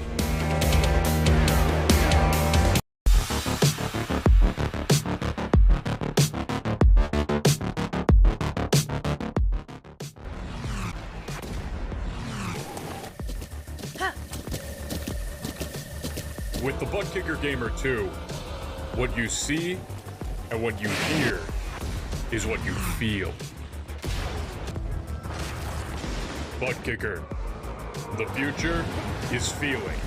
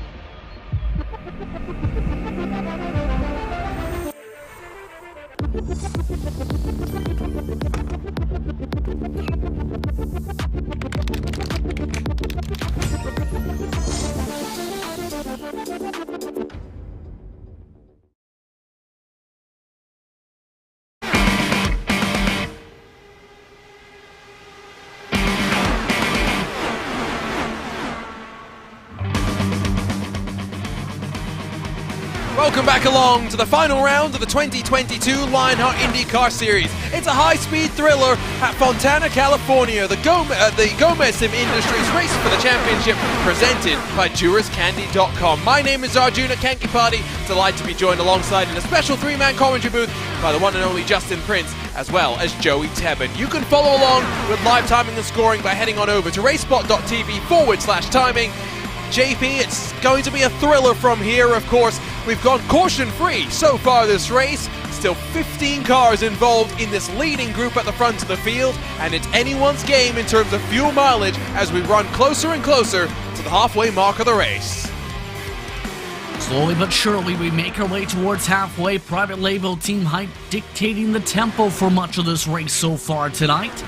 But it's also the matter of, can this continue? Will this continue throughout the rest of the evening, especially with drivers looking to make charges? Tyler Graff, for example, amongst those who was the most improved, one of the most improved in Speedway in the second half of this past season. He's looking hungry to try and make some slice and dices soon. There he goes. There is the jink to the inside and trying to interrupt the swap back and forth. Joshua Chin will give him enough room, and Tyler Graff will try and run about the middle groove on the entry, slide his way down low, and what a turnaround from being the one who was crossed up down on the apron and sliding his way up the track. Tyler Graff has hit the front of the field with 100 laps in the books, Joey. He's been the Barrett Rolfe of these late stages of the race. Barrett really stood out to us in the opening stages. He was pushing his way forward. Tyler Graff has been the spectacular driver of the night. As darkness has fallen on Auto Club Speedway, it is officially nighttime. I'm sure the track temps are getting even cooler, and if we do bring up the track temps, I will try and translate them into Fahrenheit, but I don't know if I can because I don't remember the formula, because I got a C- in Chem 1. It is a complicated formula, but I mean it makes sense because Fahrenheit is also a complicated thing as well. It makes a lot more sense to use Celsius, where things freeze at 0 and boil at 100. It's 31 degrees Celsius for the record. It's not really changed much since we last talked about it, Joey. That is kind of a surprise because the sun has gone down. It is nighttime, but we still do know that it will only get colder. It's only going to keep going down. Well, it might be a hot summer night in California. Yes, it is a hellish state on that side of the country. It does get hot all the time, so it might be a struggle in the nighttime. You mean beautiful state, the Golden State as they call it. Now, I don't think we're going to get much cooler from here, to be honest, because usually the air temperature is the limiting factor here on iRacing. The track will only ever get as cool as the air is. However, we also don't tend to see, JP, the air temperature dropping too much. So maybe we've hit kind of a plateau from here where we're not going to really fall off a cliff, and we've hit a point of stability in many ways. Yeah, it seems like the heat is holding up fairly well. After all, the InSim date is May the 15th, 2022, so it doesn't seem to be dropping or plummeting like we've seen in some races in the past and even throughout the season. So far, track staying very hot, the car staying very lit as well. Yeah, they were fighting 3 wide for a moment a couple of laps ago. There's the breakaway from the second pack, who are starting to actually coordinate a little bit once again here, because much like we saw in the previous cycle, Joey, we're going slowly at the front. There's no way to mince words about it. We've gone from doing 32.5s to 33.8s. They're playing fuel games. They're going 3 wide. No one wants to lead at the front once again.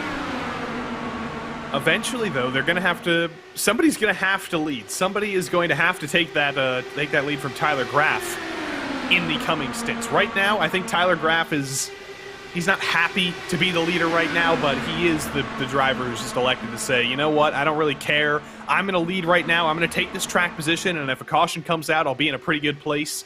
Might not work out in the long term, but somebody's got the leader. I'm going to let it be me. Mitchell Riggs is going to join him up there. It looks like Caleb Bensey is getting aggressive as well.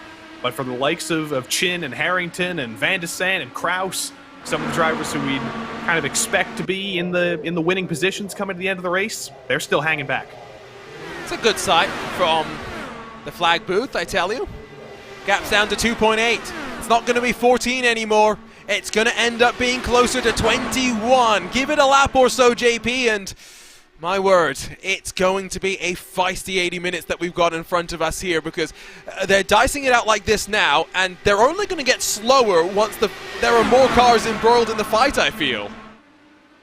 I think there's that possibility, absolutely, where they hold each other up a little bit with the more cars you have. In some of the test races, they were going 5 wide down the back stretch. In speedway competition with the DW12, they went 3 wide for about 20 laps straight before the final corner. It's all about the chess match to be able to position yourself right for that prime moment once you know you're good to go on gas. At this point, though, Robert Wetschke III is happy to see Jason Brophy drop to the back. There's a friendly face alongside, I tell you what. Branch Van der Sant alongside as well. Now this car, of course, we said there's been no major updates to it recently, Joey, but that's because there's not much that needs updating. It is perhaps, in my opinion, at least on the road courses, definitely the best car that iRacing has to offer. Multiple tire compounds, new damage model, and it's one that produces some fantastic racing.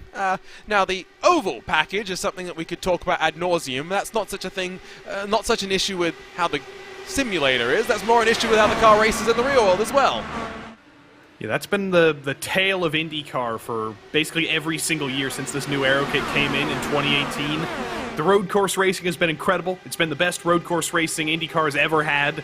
The ovals, places like Indianapolis and Pocono and Texas, which were previously guaranteed to be some of the best races on the IndyCar schedule, they've struggled a little bit. But in recent years, with the additions to the front wing, the new wickers, the new options, Indianapolis has been made good again. Texas, even with the stain, has been made pretty good with the practice they did with the tires up in the upper groove.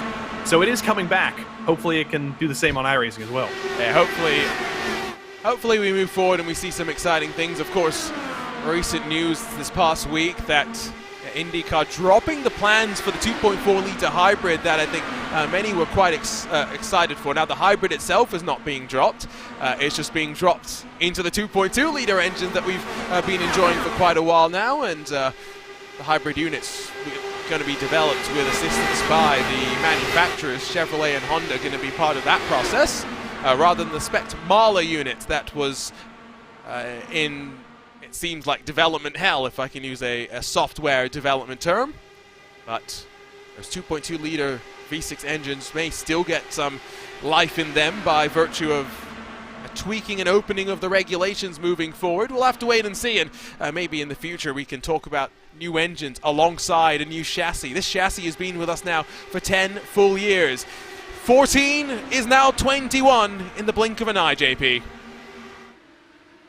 Yep, absolutely. That pack closed up very quickly by about a second a lap because of how much they slowed up. And here's the thing, too. If they continue to slow down at the pace they are going, there's a chance that the third pack can get up there. If anything, there's a shot just about every car except for 2 can have a shot to be in the lead group by the end of the cycle. That's how slow they're running with the fuel burn. Not abnormal, I guess, for a Lionheart race to become a fuel mileage game, but usually that happens because of cautions, not because of the fact that we go caution-free basically through the entirety of the first half of the race. But let's just take a look up above here at this fantastic facility. As I mentioned earlier, Joey, immortalized in this form on iRacing, because I believe this winter work will begin to convert the 2.5-mile track down to a little track. It's like Schrodinger's racetrack. 1 second it's being demolished into a short track, another second it's staying as a 2-mile oval, then they say they're demolishing it again, then the track CEO says they're happy with the 2-mile oval. It's always a mystery what's actually going to happen to this track. I honestly won't believe they're turning it into a short track until the bulldozers are finally out there, but I will be disappointed. This place is very similar to Michigan, so it's not like we'll be losing this style of racing entirely, but this is a pretty interesting track in a part of the country that kind of needs a racetrack like this. Unfortunately, though, this track was built on the site of an old steel mill. It is a very big piece of real estate, and Arjuna, I think you and I both know that real estate in California does not come easy, and if you have real estate to sell, you're probably going to make a lot of money off of it. Yes, but at the same time, I do wonder why real estate that far out of a major area is so valuable to the point where... Warehouse time. Yeah, it's warehouse time. We'll see. Just like with Nazareth. Yeah, we'll see is all I'm saying. Again, this is the good thing that we have with iRacing, but it's not just about looking in the past, it's about looking forward now as well in so many ways, Justin, with iRacing's close collaboration with the team over at NASCAR. We've had the Chicago Street Circuit mapped out on iRacing and trialed before, planning anything further. Auto Club itself, the track development design process went through a virtual iteration as well, and it was all alongside the LA Coliseum, which was available on iRacing before they went racing earlier this year for the All-Star race. Yeah, of course it's been talked about the partnership over the past year or so when it comes to NASCAR and iRacing to develop future racetracks. That happened, of course, with the Coliseum, as you talked about, happening with Auto Club. Atlanta was one of the tracks mentioned, for example. And it's a different way to potentially test out, will this track work for the real world, rather than having it built and then having to pay for a renovation, having to pay for another one. Texas Motor Speedway comes to mind with how many reconfigurations they had originally. In fact, if you look back to the original proposals, open wheel racing initially would have ran on what was essentially the apron with the temporary wall instead of the higher up banking before they declined to run that. So you have the chance to test things before actually spending the millions to build it. Absolutely. Good point made in chat here by Jesper Ullman, Joey. With Adam Blocker a lap down and a very likely possibility that we go caution-free from here to the end and Blocker does not get his lap back as Michael Goodman is down on pit lane. But Adam Blocker may just be his teammate's best friend here, sacrificing himself further to help his teammate save some fuel. More drivers taking to pit lane as the private label team hype duo pit alongside each other, Joey. Chin and Harrington down. I guess fitting, the second we talk about Adam Blocker, we have to start thinking about drivers coming down pit lane, but both of them did get it slowed down. Chin a little bit better on the brakes, but pretty much dead equal between Chin and Harrington there, and that should kick everything off. I expect Tyler Graff to come in here reasonably soon because he has been our leader. He's been trying to run away from the rest of the field. Mitchell Riggs, Bency as well. Tony Schoen is one of the shortest running drivers on the track right now. He came in 30 laps ago, so he should be in a little bit later than everybody else. But the pit window is open once more, and with every single one of these stints, the pit window just seems to widen more and more. Yeah, because I think they're trying to commit more and more to a fuel save that at the start they thought was questionable. If possible, I'm going to go back and just take a look at the numbers that I was told. So remember, we're talking about a full tank of these Dallara IR18s because we're a Triple Crown race rather than the regular season where they're limited to the 85% fuel capacity. What does that mean? 70 liters in the tank works out to about 18.5 gallons. If you're talking 37 laps in clean air, you need to do about 1.88 liters per lap or 4.02 miles per gallon. To get to 45 laps, JP, you need to do 1.51 liters per lap or almost 5 miles per gallon. And that's the thing with some of the drivers I'm noticing. They are in very difficult spots here. Especially the private label team hype drivers who have led the way around, I think you can say, because they've gone 40, 40, 40. But the way it's going, with how it's pushing, it's an extra stop situation with the fuel burn they're having, even with the swap drop. So they're in a very tough spot where they're going to need a caution here and might be 10 laps short, even with that pattern. We'll have to wait and see, but only a handful of laps away from the halfway mark of this race. 2 more drivers will work their way down. Beard in that company of Riggs as well as Kite Bombers back. Still trying to just figure out and do the math to figure out exactly how the strategy is going to work out. I think I'm on the same page as Jesper Ullman in our chat, where I'm still quite skeptical of how they're going to be able to make it work. I'm not skeptical, though, of how much they're fighting now. Larkamp in the middle of a 3-wide situation, Joey. You better resolve that quickly because all these drivers are going to need to pit very, very soon. You do not want to be the 3rd driver on the outside trying to figure out how to come into pit lane, and then you've got like an 1/8 of a lap of fuel left, and then you're dead out of luck. You're just going to be dead out of fuel on the track. So everybody needs to single file their way out here. They have successfully done that for the most part. Phil Kraus is staying up top. He should be able to bring it down to the bottom soon. Larkamp all the way down on the bottom. I think that's a sign that he's going to come in but look at the pack behind him. Things are going to get very, very dicey once these drivers start pitting. I think Caleb Bensi might be in. All right, good. Everybody managed to avoid him, but I think there might have been trouble for Larkamp coming in. No, he did save it. He's good. Larkamp, Bensi, Hacker all in on lap 100. At the end of lap 125, we are officially halfway through the Gomez Sim Industries Race for the Championship, presented by JurasCandy.com, the final of our Triple Crown races. Basically a coronation, of course, for Phil Krause as he looks to build a house here alongside at Fontana and get some of that valuable real estate, but a long, long way to go as now Jason Brophy follows in Andrew Marquez in the Alcantech NHR Esports car, Joe Branch in the Powerslide Ignition sponsored by Catalyst 317 machine follows them in as well. Starting to look a little bit dark at times as well. The sun is well and truly below the horizon here, JP. Yeah, it's just about entirely complete darkness outside of a little tinge of orange in the sky. So now that's where we'll have to see if the temperatures start to drop. In Fahrenheit, they are starting to drop track temp-wise slowly. Again, it's not going to be a rapidly freezing cold racetrack in the span of a couple moments. In Celsius, it's fine, though. Micro adjustments. It's just a rounding error, basically, at least in Celsius right now. Newsom, Guyon, the two that have come down to pit lane this time by, as Adam Blocker is now not just towing around Alexander Robert Malechka, excuse me. He's also towing around Robert Malechka, Phil Krause, Alexander Van der Sant, Tony Schowen. And this is exactly what I was talking about earlier, Joey. Blocker's race is basically already done. He can now work with his teammates to help them to the best of his abilities.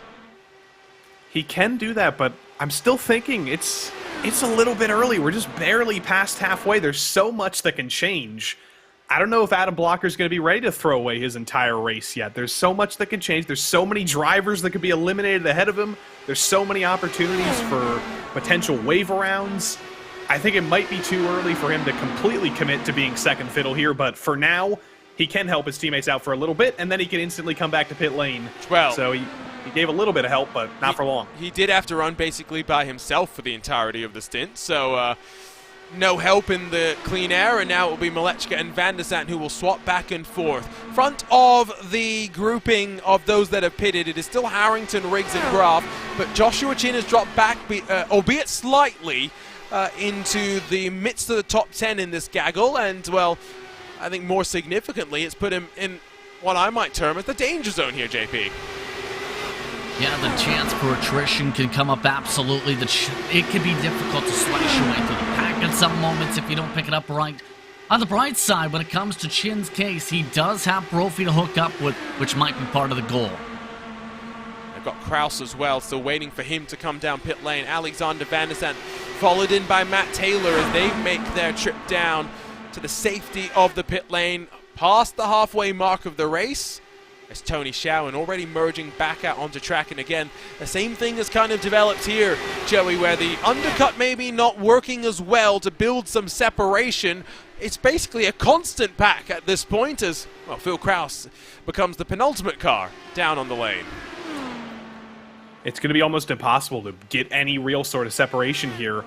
Maybe if two teammates elect to work together and we have some sort of harebrained strategy where we get a 7, 8, 9, 10 lap undercut, there might be a little bit of separation, enough separation to break two drivers away from the rest of the pack, but I can't see any reason for that to happen. I think right now, with the caution-freeness of this race so far, which is a word, I don't think there's going to be any trouble. Well, we've got a bit of a shake-up here. Oh, Krause has a penalty. Krause has got a penalty, but Alexander Van der Sant is in the catbird seat right now. 2.2 seconds clear of Connor Harrington and the pack behind, with his teammate to work with, and with Malechka ready to leave pit lane and maybe make it a trio at the front of the field. Justin Prince, is this in the hands of Powerslide Motorsports? It's definitely helping them a little bit. Blocker going to be synced up just about strategy-wise to work with here. I'm surprised at how big the advantage is here, to say the very least. Malechka third, who is right with Van der Sant, not even going to get a big advantage. So Van de Sant must have absolutely nailed that pit entry to gain some time to be able to build up this buffer, albeit it's still a couple seconds. And this is dangerous right now because Malechka is the bridge between Van de Sant and the group behind. He's within drafting distance of the race leader. He's within drafting distance of those behind, Joey. I don't know what decision I'd rather make. Do I want to get back to the lead, or will I let my teammates run away and drop backwards? He's making the decision to drop backwards. I mean, he has to join this pack. He doesn't really have a choice. He can't just, hit the throttle a little bit harder, movie style, and make his way up to Alex Van de Sant. He basically is forced to work with the pack behind, to catch up with Harrington, to bring Graf in, Riggs, Kite Bomber's back, Barrett Rolfe, who's somehow back in the conversation. There's going to be quite a big pack formed up here, and I think they will be able to build up enough speed to bring that gap down to Van de Sant. You can already see on this lap, Malechka was half a second faster than Van de Sant. Him and Blocker, they were in the catbird seat for about a lap, and I think that's going to be over very soon. Yeah, now Blocker, I think, is in that difficult situation of saying, you know what, all right, let me get out of the way and not interfere with this one at all. They'll go 3 wide down the back for a moment as Tyler Graf tries to take advantage to slip on past Connor Harrington. He's going to be unable to do so. Heading into what might be the final 60 minutes of the season for these drivers. And once again, even though Van de Sant is 1.5 clear, expecting that to close back up and then expecting 22 cars, Justin Prince, to be fighting for the final win and the final checkered flag of the year. I don't think I expected 22 cars to be in the main pack by this point, even with 500 miles to consider. We've seen in Speedway, drivers end up getting to smaller packs by this point and having a hard time to close up, but we've seen with the different chassis, these drivers just staying tucked together. Again, the decision of, do I lead? Do I save fuel?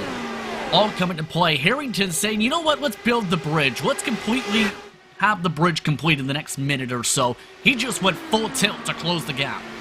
He's going to bring the rest with him eventually, and I think it's not going to intensify until we get to the very end, because of course there are still the fuel games to be played, and that's exactly I think what Malechka has in mind as he drops outside of the top 15, and I think we'll just slot backwards.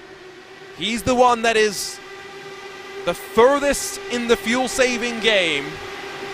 The difference between him and Connor Harrington, one of the first cars to come down pit lane, Joey, is 14 laps.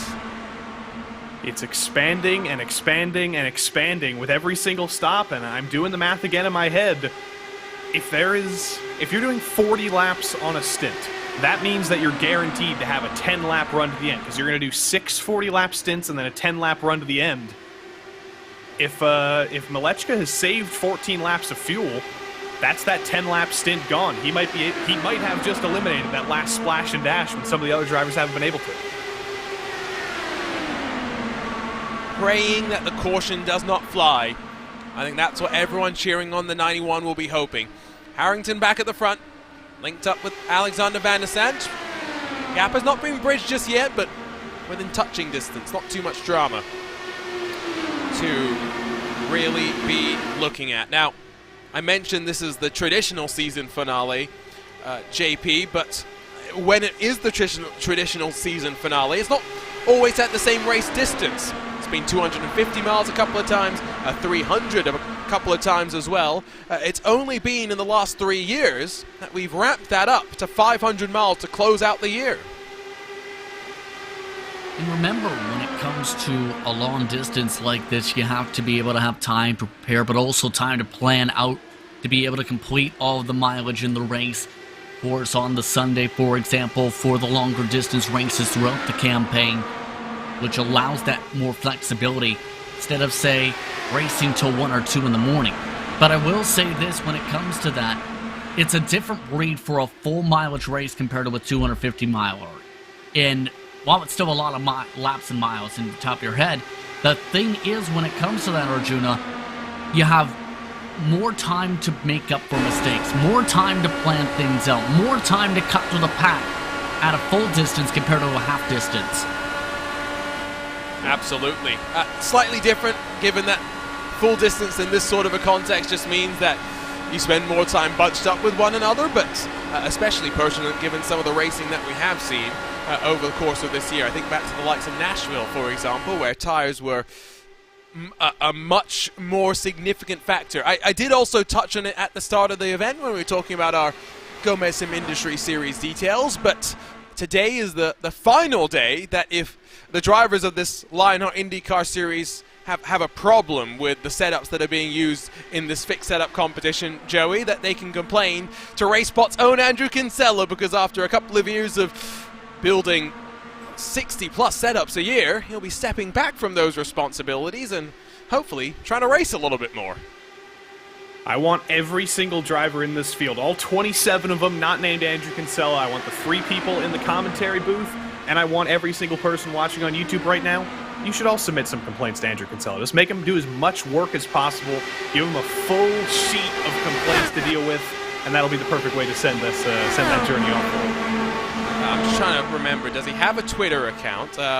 Apparently I don't follow Yes. it. Oh, he does? What's his Twitter? I keep forgetting it. I think it's like @Kinsella_14 or something like that. So It's close to that. yeah, direct your complaints I'll find it. directly to there. Kinsella, after qualifying, at least up inside the top 10, dropped back. Now working his way back up through the grid. Kinsella 14. I was close enough. I was an underscore away. So, Just spam him. I'll take pride in that. Jason Brophy, Tyler Graf alongside with Adam Blocker trying to cut back low. Blocker, of course, will want to keep himself around the front of this group, Justin, so that he can potentially try and get his lap back and get back into the mix. He's fighting with Phil Krause as well. Another driver, 1 lap down after his own speeding penalty. Yeah, he's going to have to pay attention to that, absolutely. And that makes things a little bit even more nerve-wracking if you're a lead lap driver, knowing you've got lap cars fighting for position, because then you have the battle within the battle within the battle, so to speak.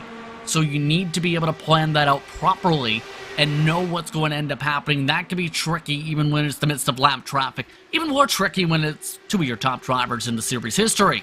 Let's take a look at, by the way, exactly what happened to Phil Krause as he rolled off the banking. Just didn't roll enough speed. Didn't have himself crossed up as much as some of the other pit penalties that we've seen so far today, but Phil Krause's season unlikely to end with a podium, but we've seen him come from the back to the front before. He's got to come from 1 lap down with half the race still left to go. Actually closing in on about 100 laps to go. About 200 miles still left in this season as Jason Brophy and Phil Krause will swap around, and I'm sure there's plenty of chit-chat going on in the voice chat of the private label Team Hype.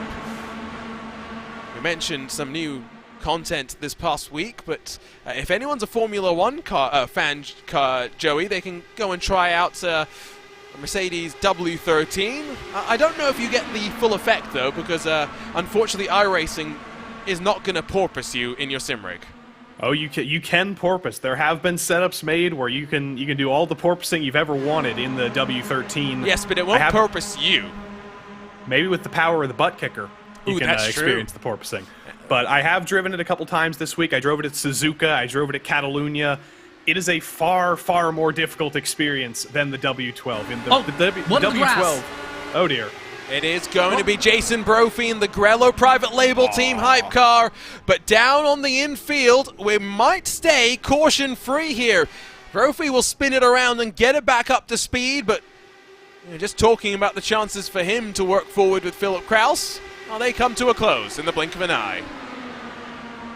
I heard right on the radio, Van de Sant was saying he thought he was clear. So that might have been the incident of the spotter. Yeah. No, you're right.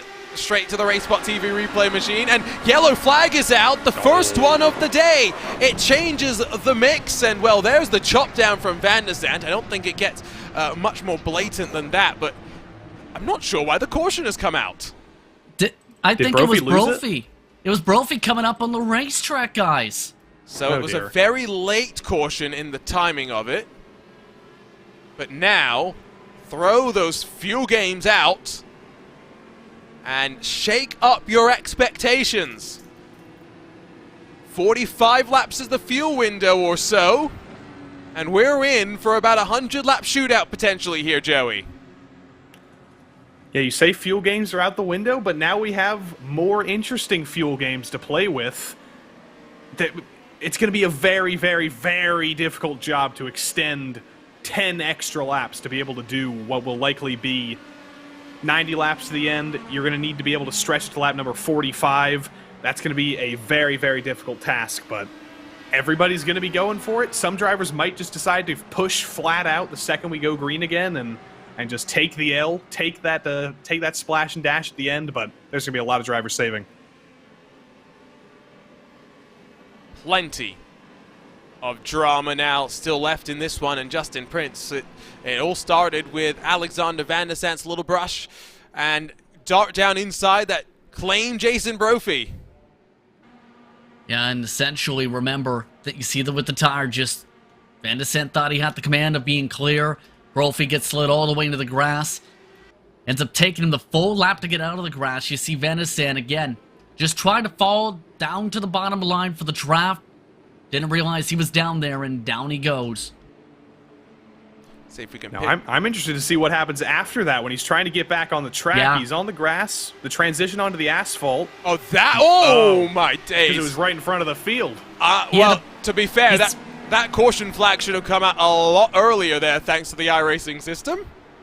Yeah, he had spun out at least twice in the grass, Arjun, to try to get out of it. That makes a lot more sense if we're being honest. Now the field, of course, will streak their way down towards pit lane. Who wins the exit off of pit road? Connor Harrington has a great spot. He'll lead. Tyler Graf, Mitchell Riggs, Kite Bombers back, and Barrett Rolfe. 3 Ascari Autosport machines up inside of what will be the net top 5 with Benzie, Shaw and Van der Sant, Kinsella and Larkamp the rest of the net top 10. Matt Houston electing to stay out there, trying to get a bonus point for leading a lap, JP. He's done that throughout the campaign, and of course Blocker and Kraus trying to take the wave. They're going to need to hope for some luck. They were about halfway through the fuel run. But the fuel numbers are going to be a little bit wild, because by the time we get green, we're talking still more realistically a 2-stop, but even then, the second stop in some cases might be with under 10 to go if it stays green. That's the big if. One thing to consider for Alexander Van der Sant. Race Control will take a look. He may get a penalty for his involvement in the incident. Jason Brophy back out on track. 1 retirement from the race. It's only 1. It's the muscle man, unfortunately, who went 2 laps down early. And we will now have Phil Kraus, I think, also getting back onto the lead lap, although albeit Blocker and Kraus will be slightly offset. We'll still pit as many times as the rest of the field, but Joey, they are going to go straight back down to 1. They're going to go straight back 1 lap down in about 15 laps time. I'm trying to do the math in my head again. I'm thinking. So we're going to go green again on about lap 155, lap 156. Blocker and Kraus have only done about 20 laps on each stint there. So they've both got potentially 15 to 20 more laps on a stint. That'll take them to around lap number 170. It is still going to be the same amount of stops, but it's going to be some sort of weird alternate pit strategy, and they're going to be pitting earlier than the rest of the field every time, so they might be able to pull some sort of an undercut. So the lights are off on the pace car. We're getting ready to go back racing with less than 100 laps to go as we race our way to the final trip to HyperX victory lane of the season, Justin Prince. And what a crazy season it has been. And well, Phil Kraus is back now on the lead lap and with a chance of getting his streak of podiums through the year of 2022. So is Blocker, but they're going to need a lot of luck and a lot of craziness to happen. Here's the question: how willing are some of these drivers going to be able to slice and dice as this restart happens after getting the chance to bunch up? It's been 150 laps of thrills and spills, but our first caution of the night slows us down. We're ready to go once again in the Gomez Sim Industries Race for the Championship presented by JurasCandy.com. The night sings once more with the roar of Dallara IR18s.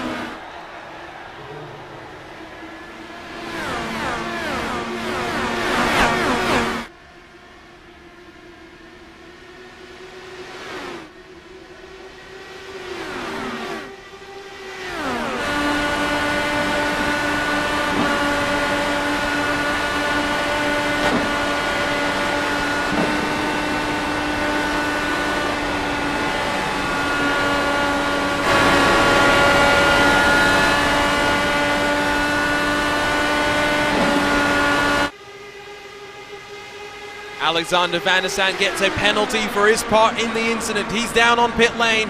The rest of the cars have built the speed back up, and now they'll start to figure out what the fuel number they need to hit is and what they need to do to position themselves to get the checkered flag at the end of the race, Justin. And that's going to be the nervous thing. Who's going to want to lead? Who's going to want to try and save? There's a bit more separation compared to, well, much of the race with the single file restart. But these three, Harrington, Graf, and especially Riggs, want to go.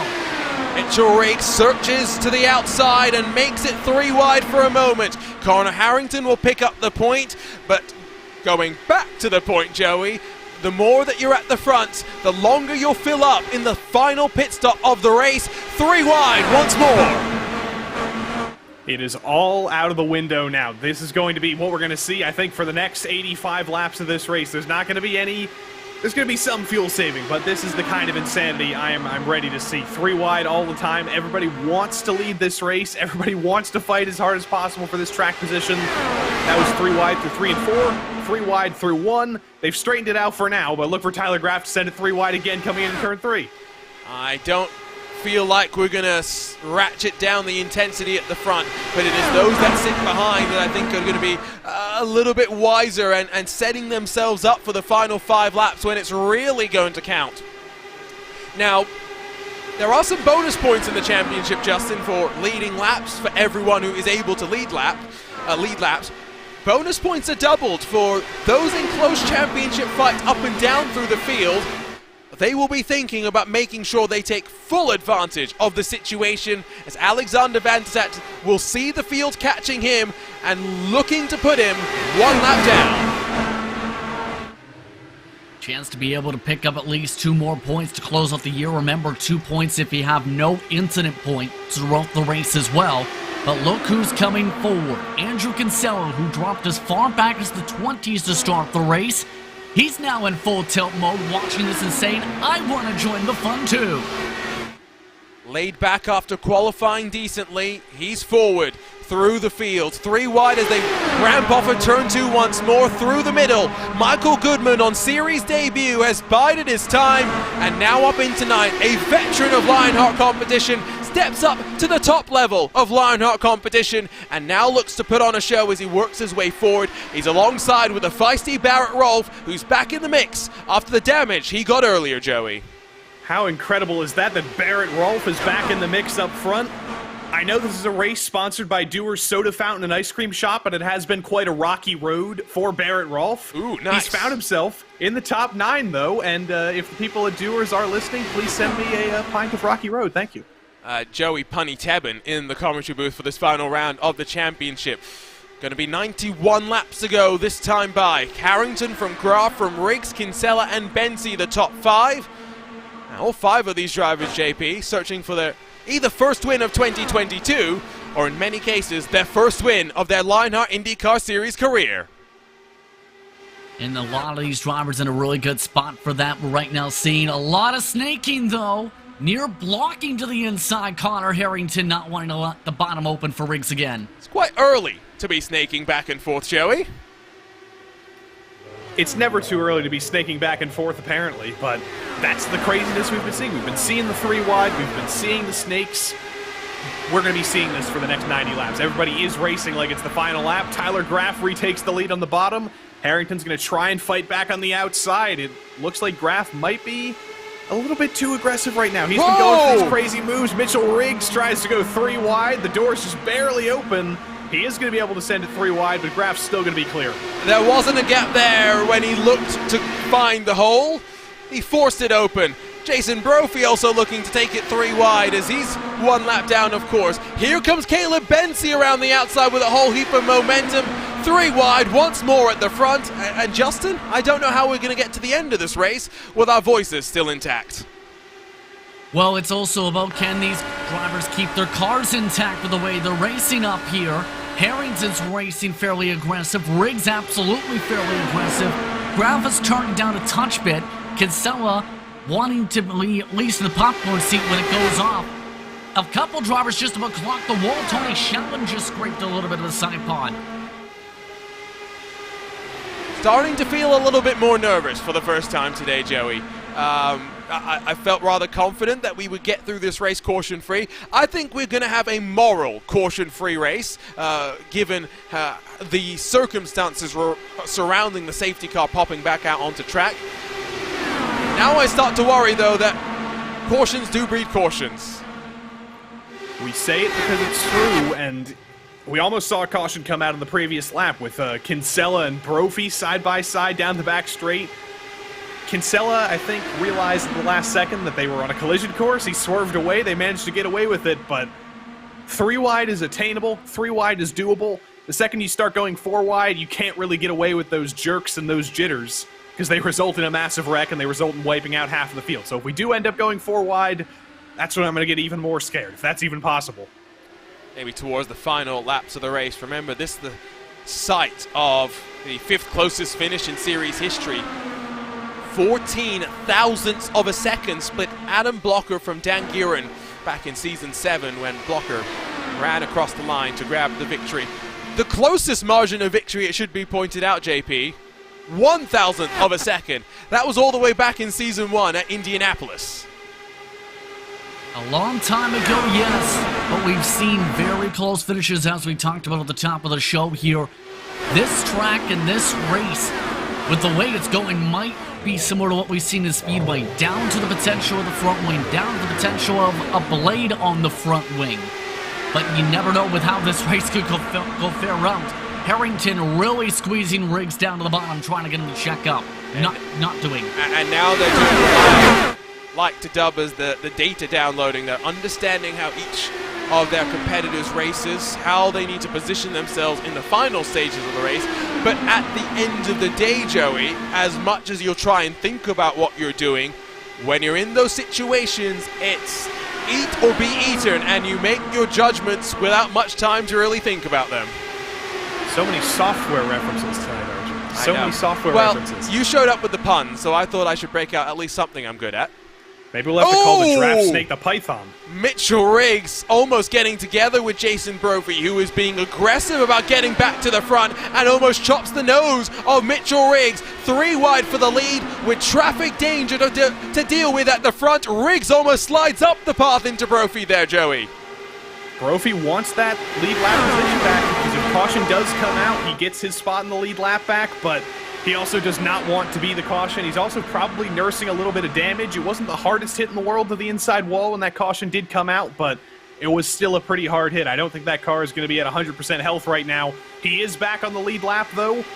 How long can he stay there, though? I don't know. He's hoping that the caution comes out, and he's hoping that he's not involved in it. Yeah, I was going to say, you definitely don't want to be involved with it when you are now the last car on the leading lap.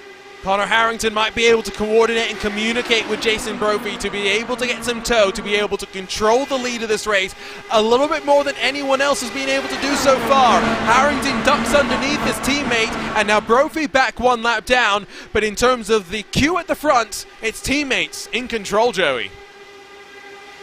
Tyler Graff peeks to the inside of Brophy, elects not to go for that because Brophy was absolutely committed to the bottom there. You're going to have a hard time passing Jason Brophy. I'm sure everybody in this lead pack is probably pretty unhappy with him because he's not racing for the win right now, but at the same time he's racing for his own survival. He wants to stay on the lead lap so badly here. In the process, though, his teammate Connor Harrington's probably not too happy with him. Tyler Graff is definitely not happy right now. Mitchell Riggs is not happy right now. It's just another car that they don't want to fight with. Where would you want to be right now, Justin, if you were trying to place yourself as a driver? Where would I want to be right now? Knowing there's the swap drop with the private label team hype machines, at the very least, at this point, get me around the top 8, get me in the conversation in the closing stages towards the final fuel run of the minimum. But at the very least, be in the same time within drafting range still of who the lead grouping is, knowing private label team hype has hooked up again.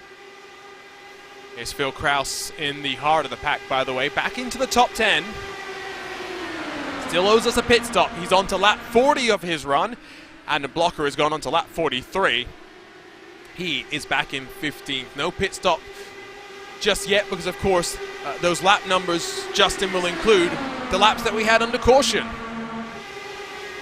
That's going to be a bit of a tough thing. Adam Blocker, for reference, just called for the pit stop this upcoming time by, so they are close, if not already, at the pit stop mileage at this point. Kraus just doesn't seem to have the space. Now he's wanting space to pit from the top. And I do think you'll see Blocker and Kraus try and work together a little bit here, because Joey, they are the only two that are on the same strategy here. And they'll do what they can to make their lives at least a little bit more pleasant, as they've got some company coming with them. Josh Chin joins them. That's interesting. That's another teammate from Private Label Team Hype who's going to try and help out Philip Kraus. There's an alternate strategy, but it is the same amount of pit stops that these guys need to make that everybody else on the lead lap needs to make. It's just a question of whether this accidental undercut that Kraus and Blocker are going to have to do is going to work out. Clearly, Josh Chin thinks it will. So Josh Chin also, I think, just hoping that track position maybe working all right. Maybe for the first time the undercut working as well. Adam Blocker, the last to drop and roll, but he also would have needed the most fuel just by virtue of being out there the longest. They will get back up to speed, and they will hope to be able to funnel in and to fall into line. Front of the field, so Harrington, Graf, Reeks, Kinsella, now Tony Schowen getting into the mix as well, as he works his way forward in the distinctive white, yellow, and red colors on his Dallara IR18, Justin.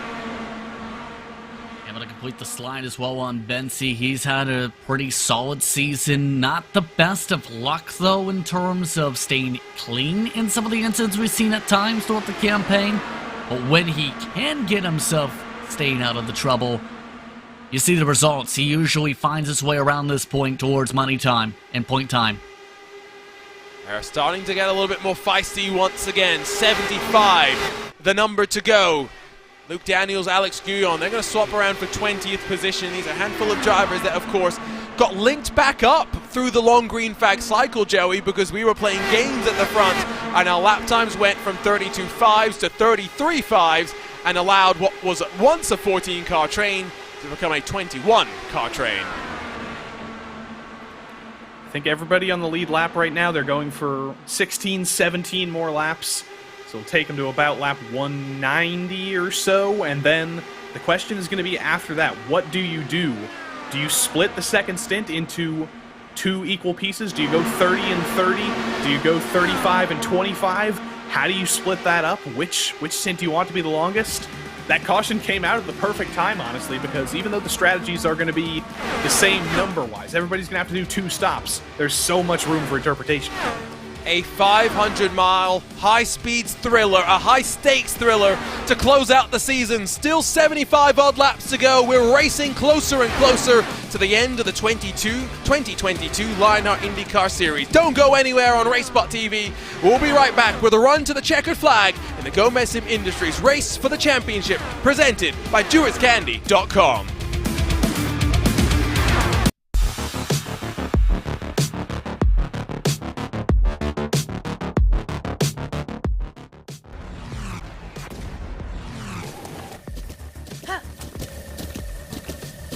With the Butt Kicker Gamer 2, what you see and what you hear is what you feel. Butt Kicker. The future is feeling.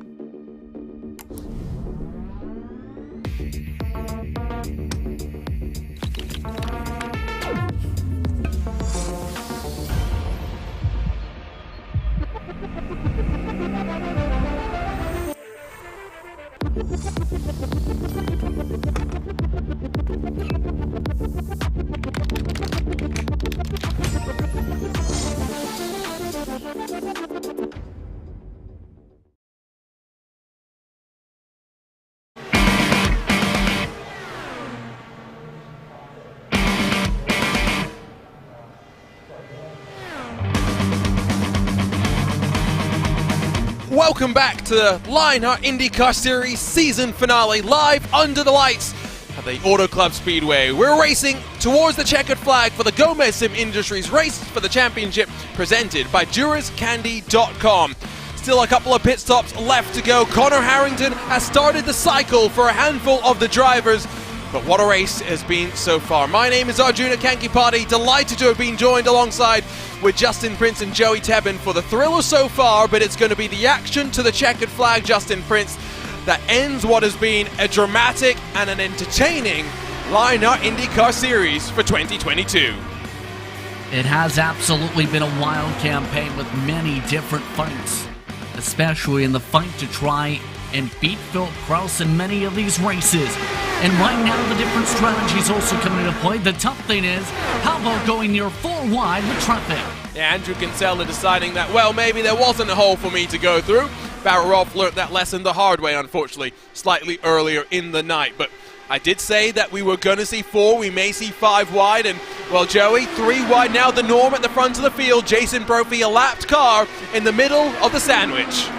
Both Brophy and Van de Sande are just desperately trying to stay on the lead lap here, but it is becoming incredibly difficult because Tyler Graff is as aggressive as anybody up here. Kinsella has decided to turn up the wick later on in the run here. He was the driver who almost sent it 3 wide to turn 1 on the previous lap. He's going to take the lead of the race here, even though he is third in line for a moment. It's a very, very interesting battle here because Van de Sande and Brophy are just going to run side by side here. They're going to try and be a roadblock to hold both of them on the lead lap. And everybody else is just going to have to try and fight for third, which is actually the lead, which is slightly confusing for all of them. Just a little bit, but it does help, I think, in the fuel numbers game. As one by one we pick off drivers onto pit road. It's Barrett Rolfe on his return for the final round of the championship that ducks his way onto pit lane, but with 64 laps to go, Justin, we'd expect him to come in at least with 20 laps to go, if not 25 to go. Drivers will be hoping to get as close to 45 as feasibly possible. Absolutely, especially with the ability to take less fuel and save some time in the pit lane, a couple seconds. It looks like several drivers, though, want to come in right now, split the race in even goings to make it to the end on fuel instead, and go for a little bit more fuel in the tank compared to trying to put in the least amount. So Andrew Kinsella will be down on to the pit lane along with Tyler Graff, Luke Daniels, Trevor Malone. See exactly how it fares out for them. Jason Brophy and Alexander Van de Sande, of course, came together to bring out the caution. Brophy took the brunt of the impact and lost a lap. Alexander Van de Sande got a penalty for the incident, and that's why he is trying to hold on to his spot.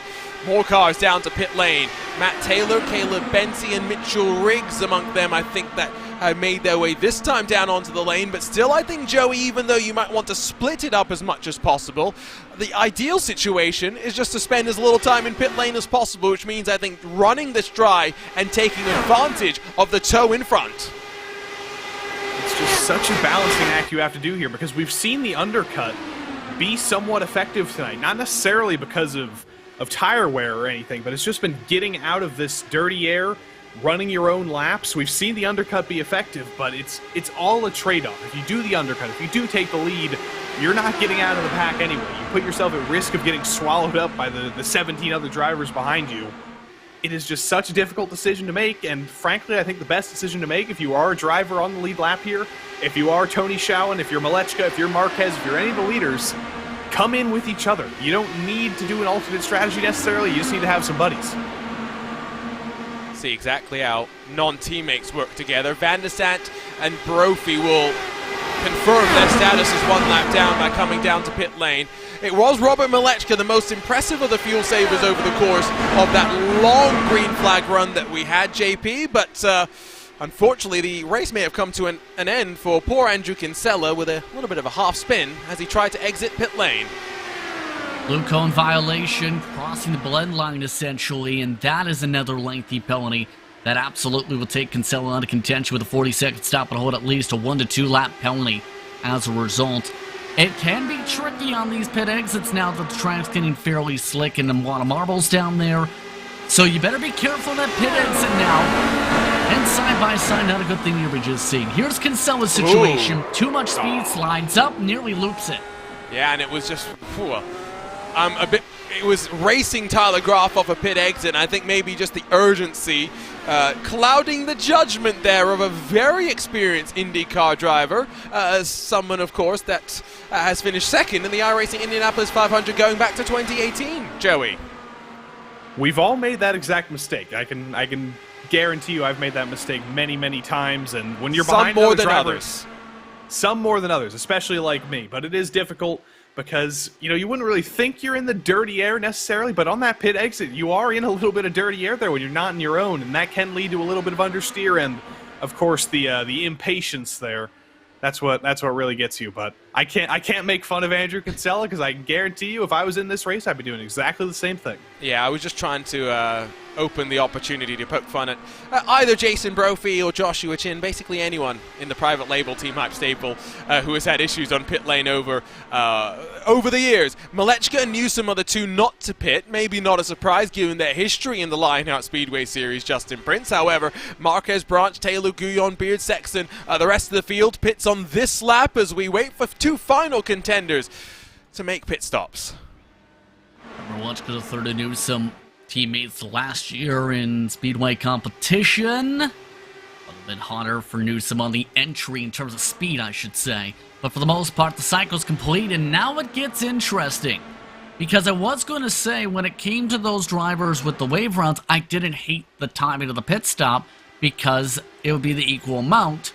The tough thing is making sure they don't run out of gas towards the final stages of this race. They're in a good spot here with the gap 4 seconds over everybody else. They are going to have to do a lap or two of fuel saving, but it's not terrible. It's about as ideal as it could have gotten, but to be completely honest, everyone's got a cycle of pit stops left. There'll be a slightly longer cycle of pit stop for Blocker and Kraus. Blocker, Chin, and Kraus. However, the benefit, Joey, is that everyone's going to be limited in the pit lane by how much time it takes to change tires rather than how much fuel they're putting in the car. And I don't suspect that given how late some of these drivers are pitted, are you really going to gamble and not take tires with 16 or so laps to go at the end of this race? You've got to take tires. That's not a gamble worth taking. You're going to get swallowed up immediately. This track, in terms of all IndyCar ovals at this length, this track does, I think, tear up the tires a little bit more than a place like Michigan, than the super speedways, for example. You don't want to change tires there, but here, I think you absolutely need to take those tires. That gamble would not be worth it, and you'd be regretting it the second you left the pits, because those tires would be struggling. Another driver has fallen foul of the tricky pit entry that we do have here, Justin Prince, and this time it is Kite Bomber's back that bombs his way down onto the pit lane. He's lucky he didn't hit the wall. He even wiggles the wheel like, oh boy. But yeah, take Bomber's back out of contention. He's had a very quiet night. Here's the view. So he ramps off the banking, just overly optimistic, and once again he locks it up, and yes, lucky he doesn't slide his way in towards that attenuator. NC starting to slip backwards momentarily as they're 3 wide once again, and the intensity is built up as expected. Working to 50 laps to go. The car will have changed significantly. What you need to do with your in-car adjustments, Joey, has therefore changed as well, and the best drivers will already have figured that out. 4 drivers at the front with a 3.5 second advantage, and maybe a very good chance of using the strategy to their benefit. I think those are going to be your 4. The fact that there's 3 private label Team Hype drivers together really sells that. Adam Blocker is kind of the odd one out here, but all 4 of those drivers, with that 3.5 second gap they have right now, they're going to have to do a little bit longer of a run coming to the end, but I think they're still very much in the best possible place here, and as long as the 3 private label Team Hype drivers can get it slowed down on pit lane, that 3.5 second gap should stay. It's a big if, at least in the case of Joshua Chin. Phil Krause's issue back in the month of May was more on the pit exit than anything, so we'll see how it goes. I'm going to get in so much trouble for bringing these things up. But I just blame Joshua Chin for not setting his alarm yesterday and not waking up for VCR Pro Sim Infinity. It's as simple as that. It's the butterfly effect. Exactly. 199 laps in the books. Make that 200 next time by. 400 miles complete. The final 100 miles to go. At one point, we thought we were going to get through this caution-free, and Justin Prince, I still maintain that we have a moral caution-free race, at least so far. I still don't understand what you mean by that. I mean that didn't have to be a caution. That could have been different. Yeah, you're correct on that, absolutely. But there's still plenty of time to bring out a caution. Yes, no, I'm trying not to think about that, and I'm trying not to bring my commentator's curse with me. We're questioning the morality of cautions here. This is like a philosophical debate. I know. Call the universities. It wasn't an Alexander Van der Sant caution, that's for sure. By the way, this entire pack we're looking at is starting to finally close. They were losing ground, then the lap traffic started to settle down, and now they've trimmed down about a second and a half nearly in the past 5 laps. Not sure if it's fall off, but 33-0 for Harrington last time by. 32-5 for Riggs last time by. He was tucked up behind now 3 lapped cars. It's Brophy, Van der Sant, and Kinsella, all basically fighting to be the driver finishing in 23rd at the end of this, JP.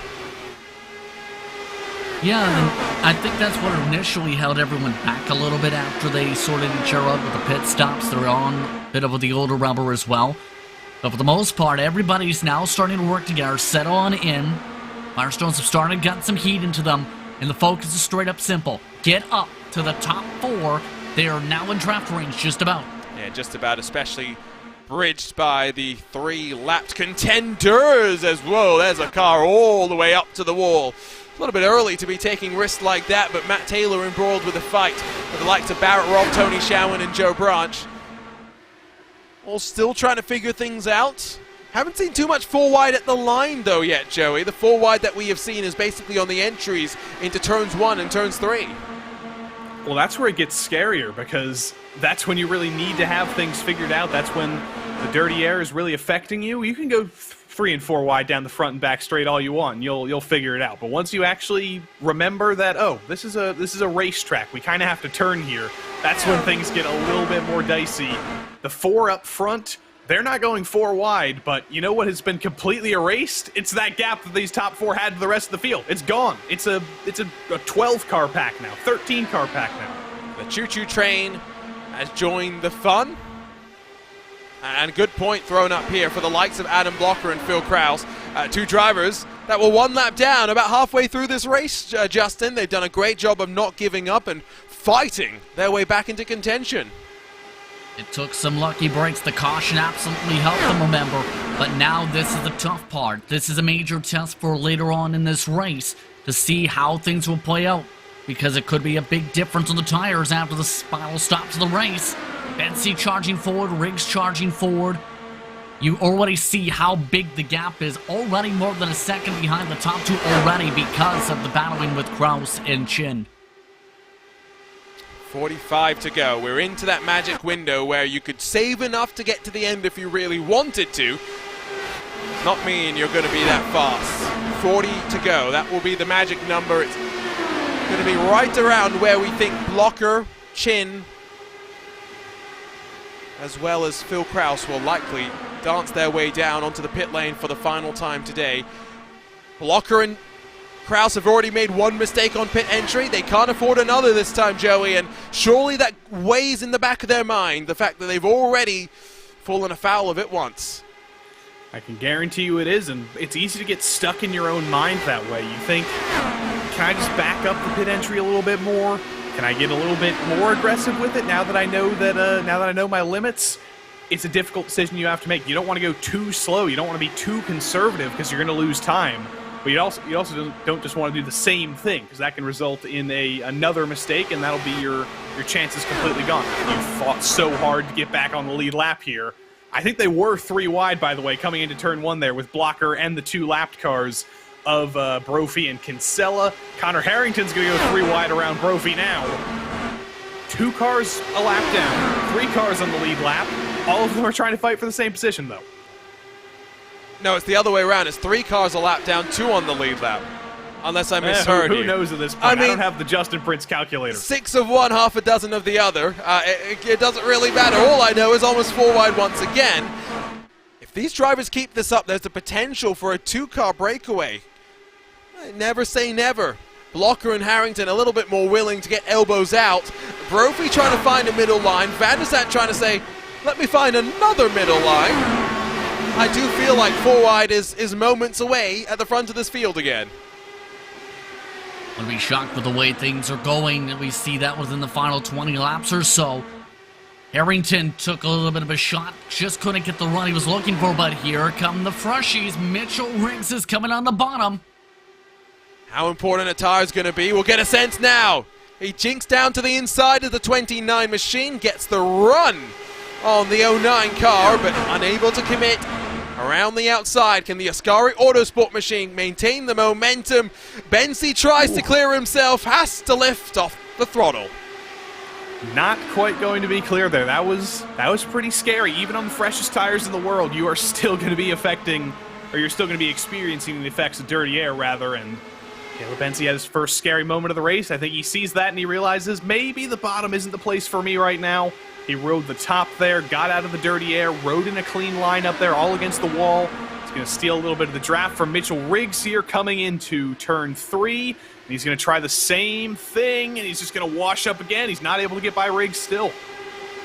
Bit of movement up and down through the field, side by side with Tony Schowen and Stefan Larkamp as they work across the line to mark 39 to go.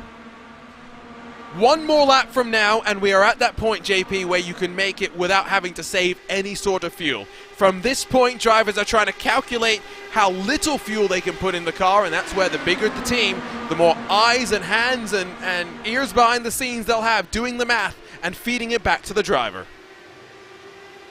And that's going to be a very critical part of this run the rest of the way. It looks like a couple drivers just peeled off the back. You see on the pylon, Chin and Graff are saying, let's come in. And keep in mind, Blocker has to come in soon, as well as Philip Kraus. So these different strategies about to cycle through. There comes Blocker's call as he moves to the bottom. I don't think Blocker really was expecting Chin and Graff to come in a lap earlier than he anticipated. Now, will Kraus duck down with Blocker? I would not be shocked to see that. Final pit stops of the season for the outgoing champion and the new champion. Do indeed see a car peel their way on to the left-hand side. It is going to be Phil Kraus that also hits pit lane. It is nice and tidy for those two cars as they roll down at about 58 miles an hour. No dramas this time for them, Joey, in terms of pit speeding. I was watching them with an eagle eye there to make sure there weren't any lockups or anything, and they did get away with it. Very well done. I think there was a little bit of a lockup from Kraus, but other than that, they both got it slowed down. No penalty. Should be a fairly straightforward stop here. They're both going to take all 4 tires, understandably, and both of them should be out straightforwardly. 9.5 seconds, 9.3 for Blocker. Looks like it's 9.3 for Kraus as well. Almost exactly the same between those two drivers, and I don't think you're going to be getting much shorter than that, but potentially with some of these drivers who are extending this stint for even longer, some drivers who might be coming in with about 15 laps to go, that's going to be less fuel to put in the tank. That's going to be less time on pit lane. It's going to be about 7.5, 8 seconds, I think, as the benchmark minimum pit stop. Have to wait and see. 36 to go. Connor Harrington next on in. Of course, he did elect to come in a little bit differently now. He still probably has a little bit of fuel in the tank. Where will he cycle out in comparison? For reference, Adam Blocker is going to inherit the quote-unquote net lead of the race, I would assume, although he's going to be closer to Barrett Rolfe than I think he would have anticipated. Rolfe going to be alongside with Phil Kraus and Joshua Chin, Tyler Graff as well. These the cars, JP, already having made their final stops. And we've seen how powerful the undercut can be at the start of these runs to gain time. Again, will they be able to build up enough of a buffer to be able to pull off an away long run? That's the critical part, and have that buffer time. Harrington, a great pit stop. It's going to jump them all. It's 8.3, stationary in the box for Connor Harrington, and Barrett Rolfe almost slides up the track into Phil Kraus. Kraus cuts back down, expressing his displeasure. Harrington indeed makes the overcut work to his advantage, a full second quicker in total pit lane time, Joey. Put himself in a good position here, and it's a sprint to the end now. There's still quite a few drivers who do need to come in, but for Harrington, for Blocker, for Kraus, for Josh Chin, they're all good to the end. Barrett Rolfe as well, Tyler Graff as well. They are focused on maximizing their speed right now, making sure they don't hold each other up somehow, and making sure that once everybody in front of them does pit, they do cycle in front of them, and they can maybe fight in a 4-car, 5-car pack of their own, like it looked like they might be able to do on the previous stint. So lap time for your leader last time by, a 32.8 for Adam Blocker. What's it going to be at the line? Going to be a 32.3. So they're gaining half a second a lap. The undercut here, I think, maybe at its most potent, Justin, because for the first time, the taps have been turned up to 11. There is no more holding back for those that are pitted. Personal best lap times for the race as well for Barrett Rolfe, Joshua Chin last time by. They absolutely know they have to go. If they have any shot for the win, they have to start flying. In fact, communication also going to be critical. Kraus over the radio indicating he wants to make some swaps right now. 3 wide. 3 wide's not wise. Barrett Rolfe has to, I think, decide if he's going to work with or work against this group in trying to build that advantage to those around him. Harrington and Blocker will sort it out. Lap time's already down to a 32.7. You'll lead it at 32.9 last time by, though, so 2/10 the difference. This group building a little bit more. Bensi and Riggs find their way to pit lane, though, and respond to the group already up to speed, Joey. I think this is a smart decision. They weren't going to wait as long as humanly possible, even with the benefits of being able to put less fuel in the car. I think they do see that group of 5 with Harrington leading them is quite fast right now. They're working together. They are making up quite a bit of time. So Bensi and Riggs are trying to cover that off. They're going to come in to make sure they lose as little time as possible and hope that they can join Harrington and Blocker on pit exit. Bensi and Riggs in the box for 7.9 seconds. That's a 1.5 seconds faster than Harrington and the rest of the gang were. Is that Brophy in trouble again on the front straight? It was Brophy in trouble. It was only a couple of tenths faster than Harrington, don't forget. He was 8.3 seconds stationary. Bensi and Riggs are going to be alongside, but they're going to have to get up to speed pretty quickly, you'd have to imagine. Harrington, Blocker are going to blow their way on past, but at least blow on past the second of those machines, the Ascari Autosports car. Caleb Bensi was able to take advantage. Justin, maybe the undercut not working as well as I was trying to hype up. I'm surprised they cycled it that close, in fact, with the undercut. Some of the battling maybe cost them some of the time that they were hoping for here, but this is a big-time opportunity now for Bensi and Joe Branch to be right in that lead grouping. Should say Joe Branch can sit by, but Bensi in particular on the freshies, absolutely huge for him. Well, Jason Brophy did Jason Brophy things on pit entry. Cycle over to the RaceSpotTV replay machine and will just ride on board as he tries to stamp onto the brakes way too late. He has sailed past the braking zone and, yes, private label team hype and pit entry struggles. I mean, it's a pretty fitting combination. 27 laps to go. Still waiting for a handful of cars to finish off their cycle. Tony Shaw in the latest to have finished a pit stop, Joey. Private label team hype. If you want another driver to join the roster who will muck up pit entry, call me. I'm gonna join your fray. I'm a perfect fit there, but trouble for Jason Brophy again. He fought so hard to get back on the lead lap. It was a valiant effort. Unfortunately, 2 mistakes you can't recover from. You can recover from 1 mistake, as Kraus and Blocker have done, but that second mistake, that's the one that kills you. They're still fighting tooth and nail for the lead of this second pack, though. They are not interested in just leapfrogging each other and moving forward and maintaining the speed. Caleb Bensi sending it 3 wide. He wants to lead this pack. It goes back to something I think, Justin, you had mentioned earlier, where you said these 500-mile races compared to the regular distances that we have on Wednesday nights in the IndyCar series mean that if you make a mistake, you get an opportunity to fight back.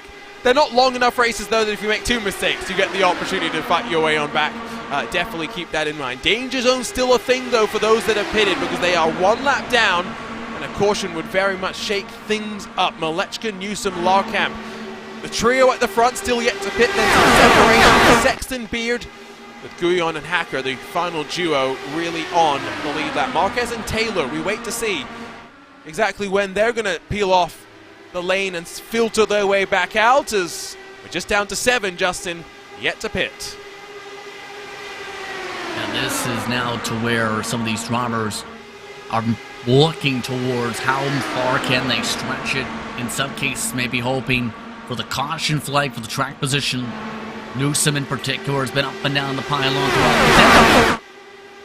But most of those drivers, I think, are just saying at this point, hey, we have to come in soon, if not now. We do not want to lose potential time to this, unless they start battling 2 and 3 wide, which they have been.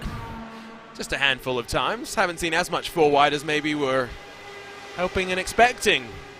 23 to go. 46 miles left in this season. Malechka and Newsom, the final cars yet to have pitted, with Alexander Van der Sent still trying to garner hope for a caution that will get him back onto contention on the leading lap as we wait for him to come down to the pit lane. Larkamp in his box for the final time today. Front of this net race lead, though, it's Harrington and Blocker continuing to go back and forth. It's Benzie that's most committed all the way up high, Joey. And Van der Sent did just pit, so he is not going to get the caution. He needs to stay on the lead lap. His hopes, unfortunately, are more or less done here, but if anybody else in the field needed a caution, if anybody's fallen off the train that is still on the lead lap, this is where the caution's going to come from. If it does happen, we are in race mode now. We are in race for the win mode. There is no fuel saving. There's no tire saving. There's no nothing right now. Everybody is going to take every chance they can get at the lead right now, and that was very, very close. That was Bauerhoff bouncing off the wall. I don't think it was close. I think he's definitely taken on contact, and not for the first time today. The Ascari Autosport machine slow and dropping back through the field, still waiting for the 2 at the front to run their way down to the lane, but 3 wide for second for a moment. A little bit tight on that exit with the squeeze. Coming up towards 20 to go. Expecting some of the drivers to duck in this time by to close up their cycles here. Riggs on that fresher rubber, going to have to make this work. Here's the look, and you can see, yes, Barrett Rolfe trying a Ross Chastain, and then he actually managed to kiss the wall again. Don't think that really works here in the iRacing world with this new damage model, Joey, as Malechka pits. Does not quite work. I think Barrett did get away with it, though. It wasn't a heavy hit. It wasn't a hard hit. Sometimes those little hits can damage you, but I think he has gotten away with that. He's very, very lucky to have gotten away with that. You can't do that very often, but he's gotten away with it once. Malechka is in, and look for that number here. The shortest pit time for anybody in the lead pack was 7.9, and Malechka's actually pretty slow, 8.4 seconds, but that does come from the fact that he was leading a bunch of laps all on his own there. It also comes from the fact that he took tires, did go up on the jacks. We wondered if maybe we'd see some gambles. Not out of Malechka. Newsom also down on pit lane. Malechka's going to filter in around the last spots of the top 10. Slots in just in front of his teammate Tony Schowen, who will be able to work with him to filter him into line. Now Newsom, she loves a gamble, and I think a gamble is what we've got, because you're right, Joey, 5.6 seconds, 19 laps to hold on the worn set of tires for the factory backs number 53. I'm looking at the gap here. Once Alexis does cross the blue cone, I think the gap back to Blocker, it's going to be about 2 seconds. No, it's going to be even less than 2 seconds. It's still coming down. By the time Alexis is up to speed entirely, it's going to be about 1.4 seconds between Newsom and Blocker. I don't think that's enough of a gap for Newsom to be able to hang on here. She's going to be in the fight. She's going to be able to fight with everybody in this pack, so she's got track position. Unfortunately, she does have 18 lap older tires than Adam Blocker, who leads that second pack. And he and the lapped Alex Van der Sent are in the draft right now. There's no separation. That's the problem. Van der Sent once again the bridge that's going to link Newsom with those behind. Now we see, how does it play out? The question isn't will they catch? The question is, can Newsom hold on? Already looking quite slow, and now in the dirty air, Justin. I think a move for the lead is all but inevitable. From the back to the front, here comes Adam Blocker. A huge run for Blocker, too, and now he has Van der Sent to use as a buffer car. There's already been at least one close squeeze with the traffic since the pit stops. Now that makes it even more difficult for Riggs and Benzie to be able to find a way around them, and Newsom here. Still swap drafting, though, the power slide machines. Van der Sent still at least wanting the lap back. I think we're going to get a drag race to the line. One driver that's a little frustrated with lap traffic is Connor Harrington. Here's Alexander Van der Sent. I mean, not sure exactly what you see from that perspective. What you see from that perspective is Connor Harrington getting very, very tight as he slid up the track, Joey. Yeah, the chopping off of the nose was somewhat aggressive, but Van de Sant moved a little bit down, but Harrington was just sending it to a little bit of a hole that was closing, and then the air gets chopped off his nose. But again, Van de Sant's just running his line there, so I'm sure I understand the frustration because Van de Sant is a lap down, but he is also, well, actually, he isn't a lap down. He's going a lap down. He needs to stay in the lead of this pack, though, because if we do get a late race caution, that's his only way to stay on the lead lap. So all he's trying to do, keep himself in a spot to be able to fight and maybe help his teammate out as we have under 30 miles to go. Harrington 3 wide, Malechka joins the party as well, and now there's 3 power slide cars at the front as a power move from Robert Malechka gets him back to the front of the field, JP. We've seen him with the jacks, he's gotta go. Newsom's not making it easy though with the draft. Former teammates in the Lionheart Speedway Series, now rivals in the IndyCar Series. Malechka not given any quarter by his teammate Van de Sant, but he holds second for the time being. 14 laps to go, Joey. I'll throw you on the spot. Who wins this race to the checkered? Phil Kraus, but Alexis Newsom is out of luck here in the corners. Those tires on her car are struggling in the corners. She's fine in the draft. She can stick with the pack, but where she really needs to be strong is where Malechka was just strong. Malechka is now in the fight for the lead because he was so strong on those fresher tires through turns 3 and 4. He stuck it through the middle. Alexis Newsom doesn't have that ability. She is at the behest of those older tires. She can't put the car wherever she wants. She's very, very vulnerable here. She's trying to use all the track on offer, and now Bensie's going to feed her the dirty air, and she'll drop like a rock. I would have no doubt about that. Question is, for those behind, which way do you guess? Which line will you pick to try and follow to the front with a 3-car fight? Caleb Bensie's been impressive in the Butt Kicker Rookie of the Year standings, and now looks for his first victory to close out the year, Justin. Really great positioning for Bensie again. Bensie's been a quiet dark horse throughout this run, has been a dark horse in a couple races. Is this the night he gets it done? A little bit of a scrape up. Newsom really dropping back.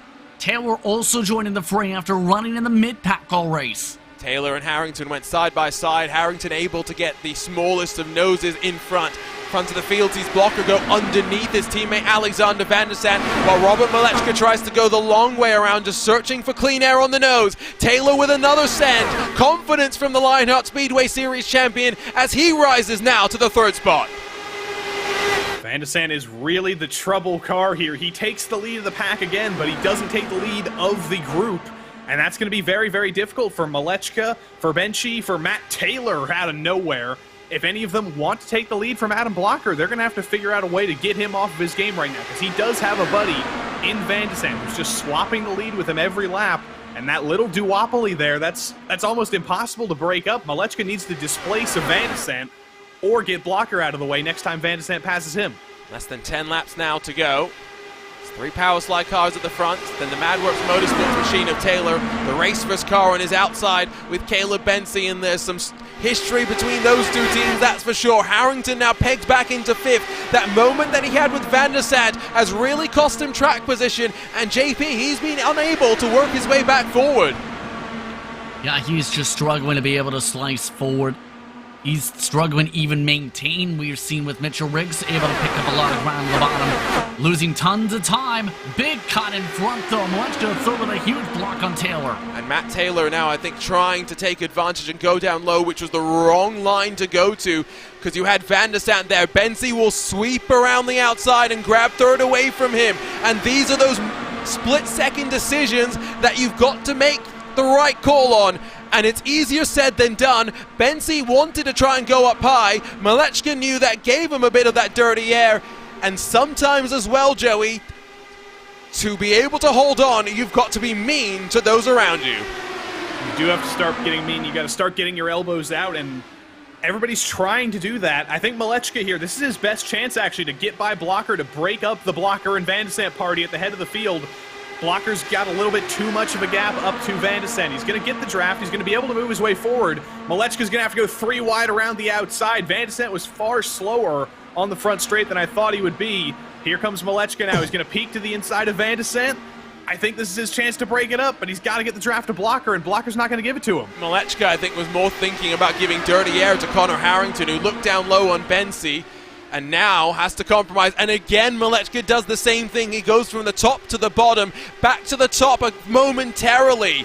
I wonder if this is just Power Slide trying to consolidate first and second spots, because Malechka's driving more in the rearview mirror than looking in front of him. He will go up top. He'll go all the way to the high line, but still, all he's doing here is covering off those behind. Yeah, I'm not sure what Malechka third finally tries to make a move on Blocker and Van de Sande at the same time. Taylor thought about trying to slide his way past on Adam Blocker. Will the number one car be able to hold on? No, he won't. Taylor separates Blocker from his teammates at the front. Bensi will try and do the same. 3 wide behind Van de Sande. It's going to be 4 wide with Alex Van de Sande on the high line. That is insanity. Alex backs out of that, understandably. But here comes Blocker again on the outside. 5 now to go. 10 miles, and Van de Sande will get out of Dodge. Power Slide still 1 and 2, but now your teammate is not your teammate anymore, Justin. It's about getting to the end of this race. And right now, Taylor's right in the perfect spot to get the run. Here he comes on the outside. Once again, 3 wide at the front of the field, and if you are watching from behind, Joey, what are you thinking about? Where are you looking for the 4, for the 5 wide?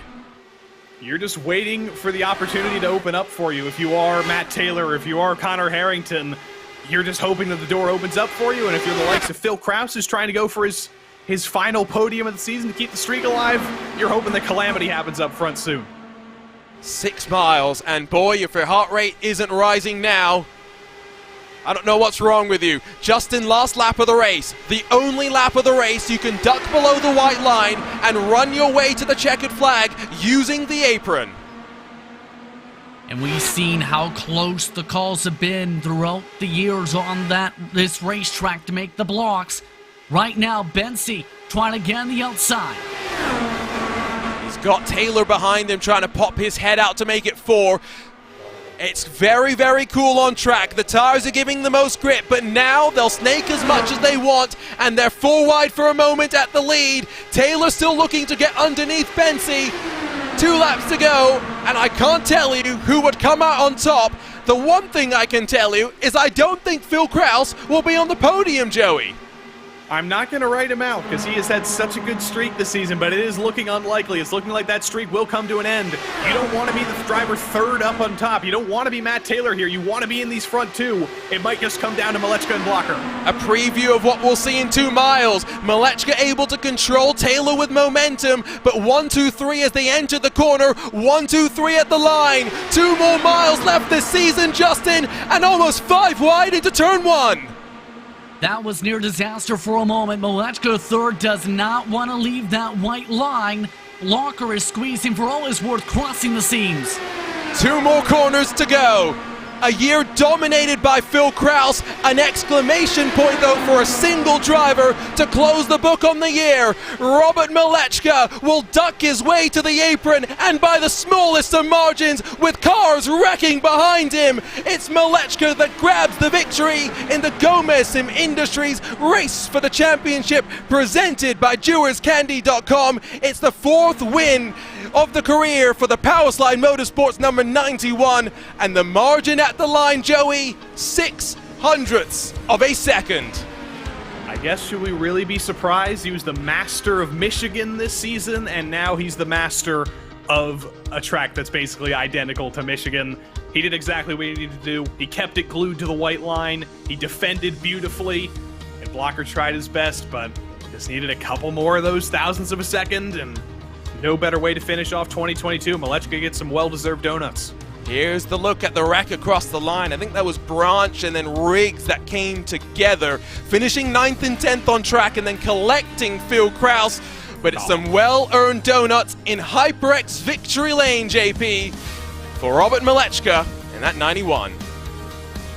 Played the race right, had the fresher tires towards the end, was able to defend with strong precision, knew he could not leave that bottom of the racetrack if he wanted a chance for the win.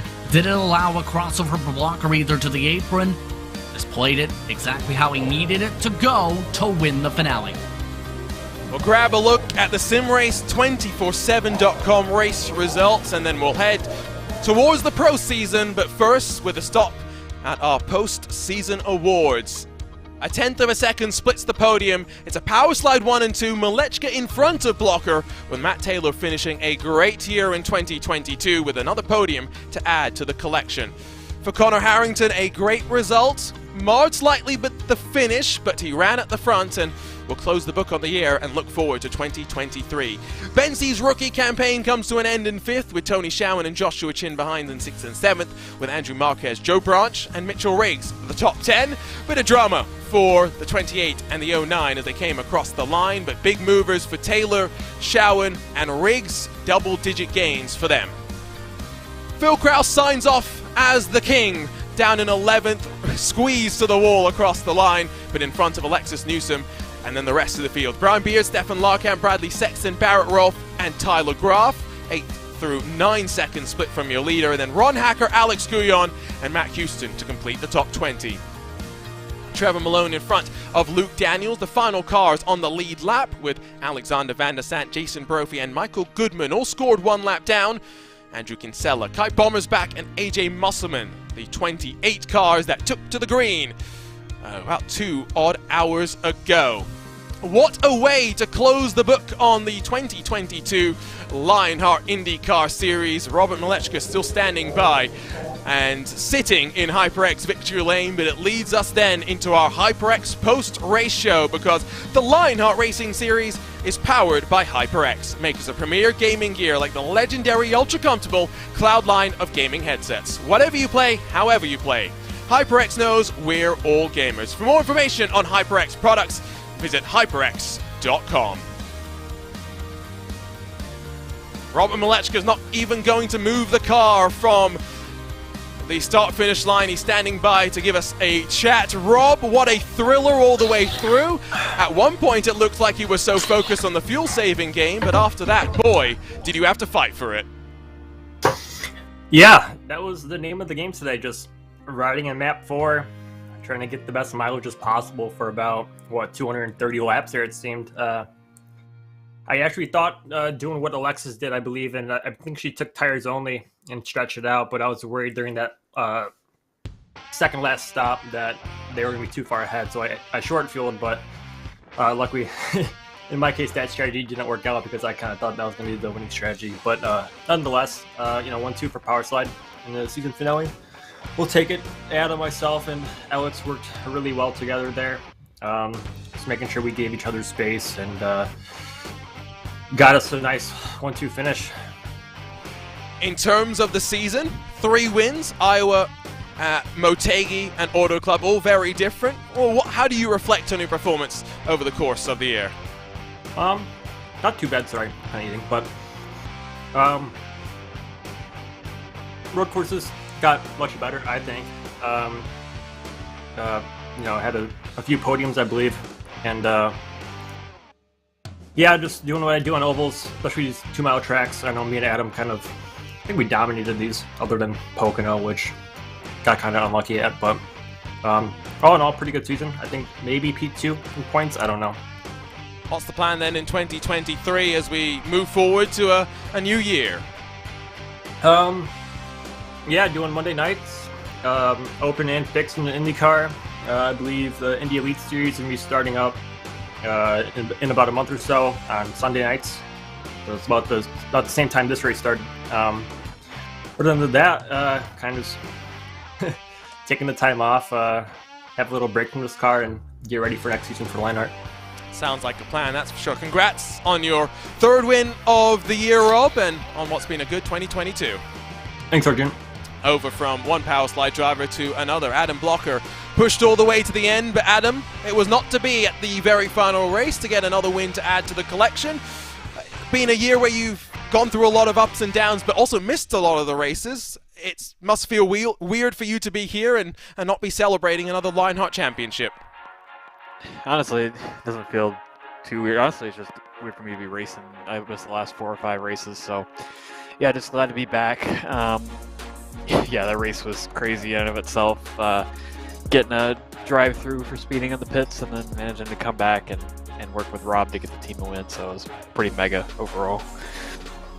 In your perspective, what's it like in this sort of a race, Adam, where you are literally wheel to wheel and in the draft for 500 miles with no chance to really relax too much other than trying to focus on your fuel saving?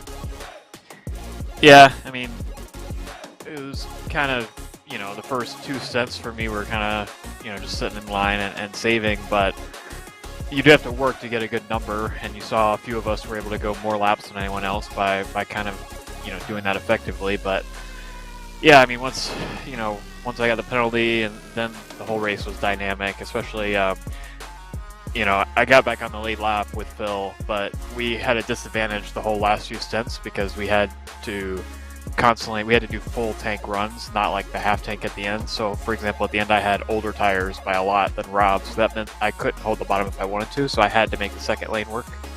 And I think it's possible I could have won, but in the end my main goal was to make sure that as a team we got the win.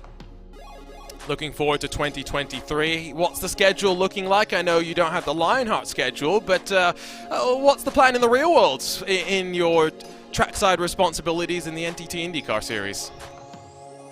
Yeah, just going to be, continuing it for another year. Whether I race in Lionheart full-time depends on what the Lionheart schedule looks like, so I'm sure George is going to be announcing that soon, and I'll be able to pick apart what races I can make and if I can contend for the championship or not. But either way, I'll at least be doing, 2/3 of the races or so, and yeah, looking forward to it. Congratulations on a great run to close out the year, Adam, and well, hopefully we see you more in 2023. Yep, see you guys then. Thanks for all the hard work this season, and congrats to Phil and the champion. Adam Blocker, the outgoing Lionheart champion, congratulates the new Lionheart champion. Matt Taylor pushed the Power Slide duo all the way to the end. But Matt, I'm sure you can't be too disappointed with third at the end, given what a roller coaster of a race that was. Yeah, that was wild. It was funny because about midway, it kind of just focused on saving fuel and wasn't really a fuel save race, at least initially. But as that went on, it turned out, as Tyler was pushing and I was on comms with him, they were going to be short or an extra stop front without some extra saving. And kind of because of the packs I ended up with where we got separated, I just kind of fell in line and saved fuel and let the guys up front try to catch us up. I didn't want to see that caution. But then we get to the end and played that pit strategy, I think, just right, so he had some fresh tires and was able to get up there and, yeah, push them for all they were worth. That was fun. It's been a pretty good year for you, 2022 Lionheart Speedway Series champion. Are we expecting to see you across the gamut of Lionheart competitions again next year, or are you going to be trying to have a little bit more sanity in your life? I really enjoy it. I love racing here, so the plan is, again, to run all 3 series and hopefully improve on the IndyCar. There's still plenty to learn there, and come back with a stronger season next year. Congratulations on a great year and a great race to finish it off, Matt. Third at our Lionheart IndyCar Series finale. Thank you, appreciate it.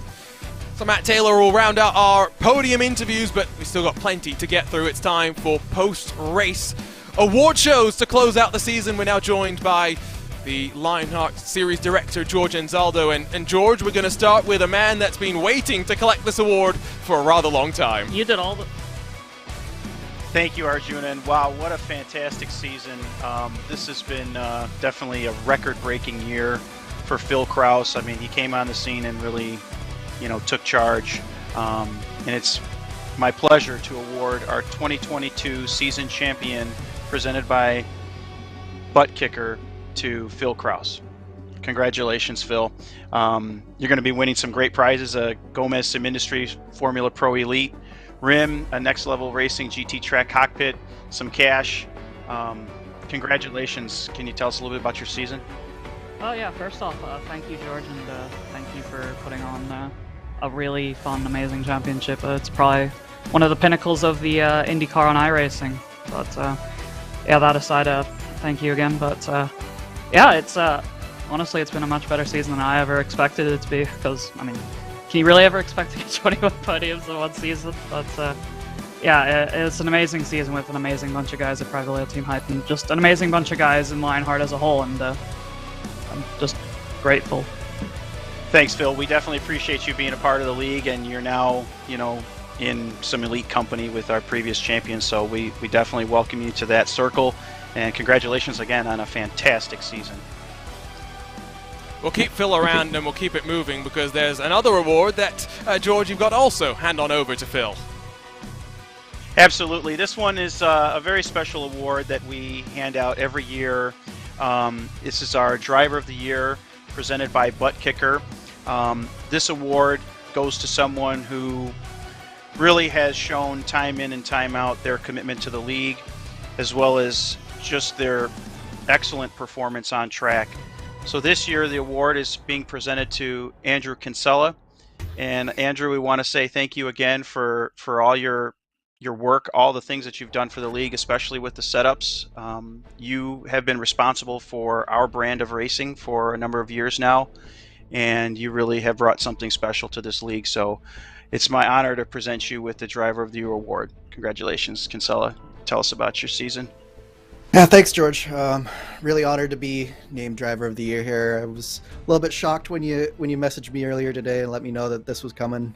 So just really, really grateful for everything that you've done for the league, George. And I've been part of the admin team now. I think it's going on 6 or 7 seasons now, and doing the setups for a long time. But really, the person who does the most work in this league is you. So very, very grateful that you saw fit to give me this honor.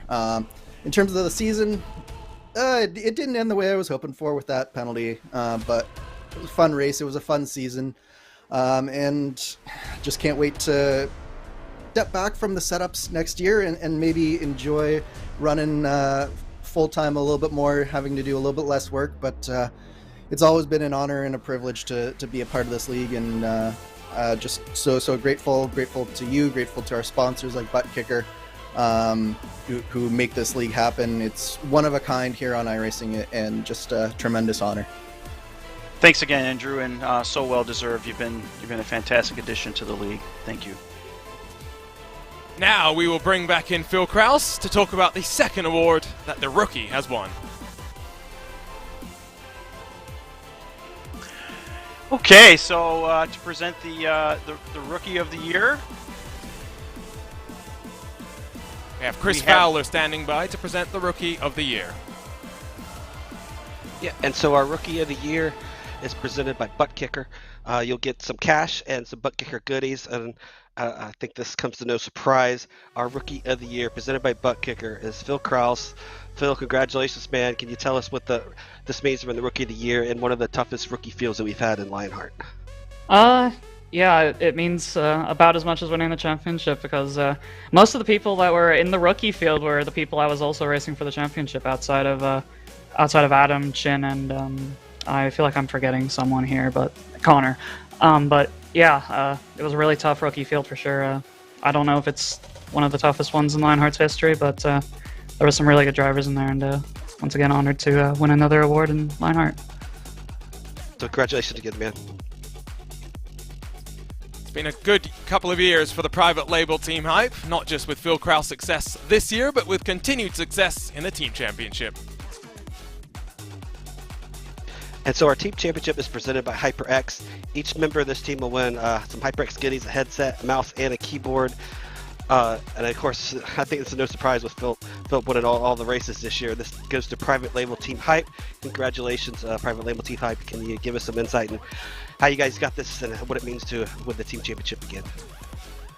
Yeah, I guess, it's me here. So it was a really good year, especially with Phil doing what he did. He came on and Chin couldn't necessarily run all the races. And so Phil came on kind of later last year anyway and dominated this year. And it made, my job and Connor's job a lot easier because we just had to be decent. And we were. And so that's Power Slide missed some races and had some stuff, but I think with Phil being the way he was, that there wasn't going to be much that they could do. Glad we had it locked up going into this race. Not the best race for us, to end the season. Kind of disappointed with how mine went, but overall as a team, really good year for Private Label Team Hype, the Ethical Machine. So awesome. Congratulations, man. Thank you. Sometimes just surviving the crazy Lionheart races is ultra important, and that's the case when it comes to our cleanest driver of the year. Awesome. So I'm here to present our Cleanest Driver Award, which is brought to us from Gomez Sim Industries. This award is for the driver who has the fewest incidents and the lowest average across a full 22 race season, so without drops. And we're excited and happy to present this award to Andrew Marquez, who finished the season with a total of 18 incidents for a .82 Inc. average per race. So congratulations, Andrew.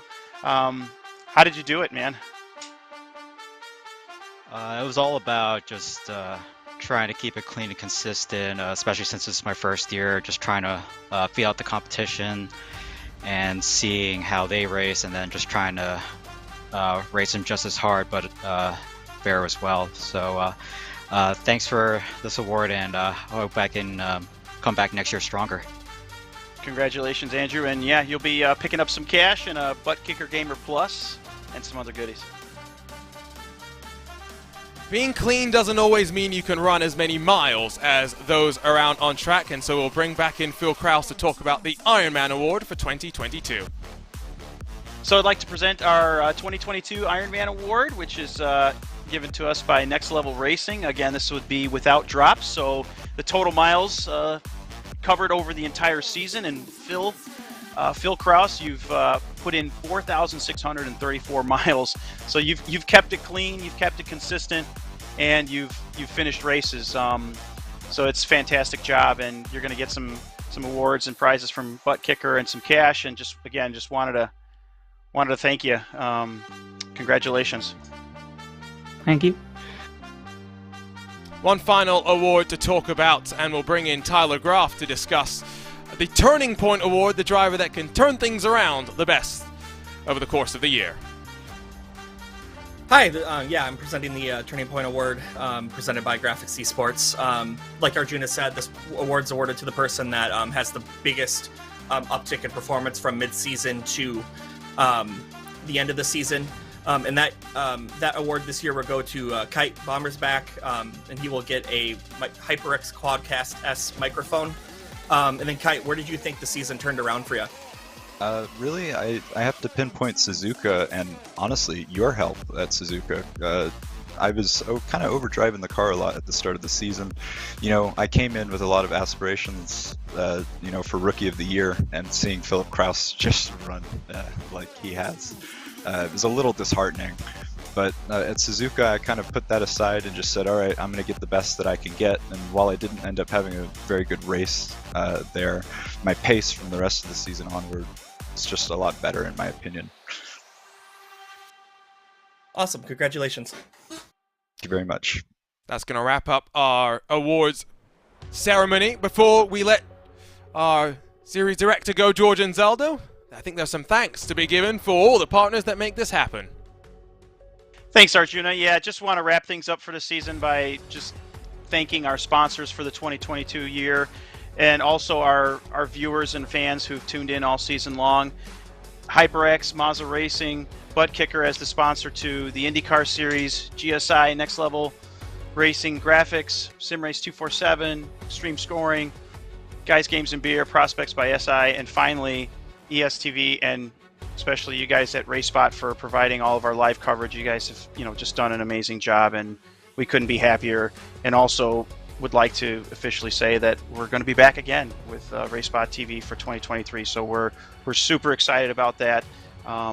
Couldn't see us anywhere else, and we're really looking forward to 2023 again with you guys. So thank you again, and it's been a fantastic year. Thank you, everyone. Time to wrap things up for the year then. Joey, glad to have you join us for the season finale, and we got more Lionheart coverage coming in 2023. Here's a final look at the journey that we've been on across 285 days. Started back at the very start of March. It's landed up here in the middle of December at the Auto Club Speedway. A great way to close off the year, but plenty of drama as well. Plenty of drama is an understatement. One of the closest finishes of the year. I'm already looking forward to about 4 months from now when the season starts again, and there's so many more storylines to talk about. Can Phil Krause keep up the incredible momentum he had this season? Can he do another season where he gets 21 podiums out of 22 races? Probably unlikely. That seems like a very difficult task to overcome again, but he's certainly going to try. There's going to be a full field of drivers looking to take him down, though, and make next year's championship a little bit more of a close affair. I mean, JP, 2 years now that we've got to cover this Lionheart IndyCar series, 2 dominant years from 2 champions. It's the type of year that last year we said we'd never see again, except Phil Kraus said, you know what, I'm going to go one better and finish on the podium in every single one of the races, bar the last one. It's not something that we can expect again next year. The series has been the most competitive it has ever been, likely to carry forward to 2023. I'm very curious how a lot of these drivers perform in 2023. Of course, Phil Kraus looking to defend a title. You have Connor Harrington, of course, that's been strong for the past few seasons. Matt Taylor's picked up the tempo. And don't forget about some of the rising stars we've seen throughout the campaign, including some of the shining stars like Bensi tonight. It should be a fun 2023, but it was a very fun end to 2022. Well, all good things come to an end. Fortunately, still one final race in the Lionheart suite of competitions this coming Thursday. Don't miss the Lionheart Retro Series as they hit the track here at Fontana to close the year for all Lionheart competitions. Today, though, marks the start of Phil Kraus's era as the King of Lionheart. We'll do it all again in 2023. It will be live here on RaceSpotTV, so join us once again in March at the Sunshine State to get things underway. For now, though, on behalf of the team at RaceSpotTV, alongside Joey Tebben, alongside Justin Prince, my name is Arjuna Kankipati, signing off with the Dallara IR18s putting on a show to close out the year. Into the night sight we went, and what a race that Robert Malechka ended up winning in a slightly different way to the way that he anticipated. We'll see you next year. For now, so long and goodbye. We celebrate the king, Phil Kraus, in Lionheart.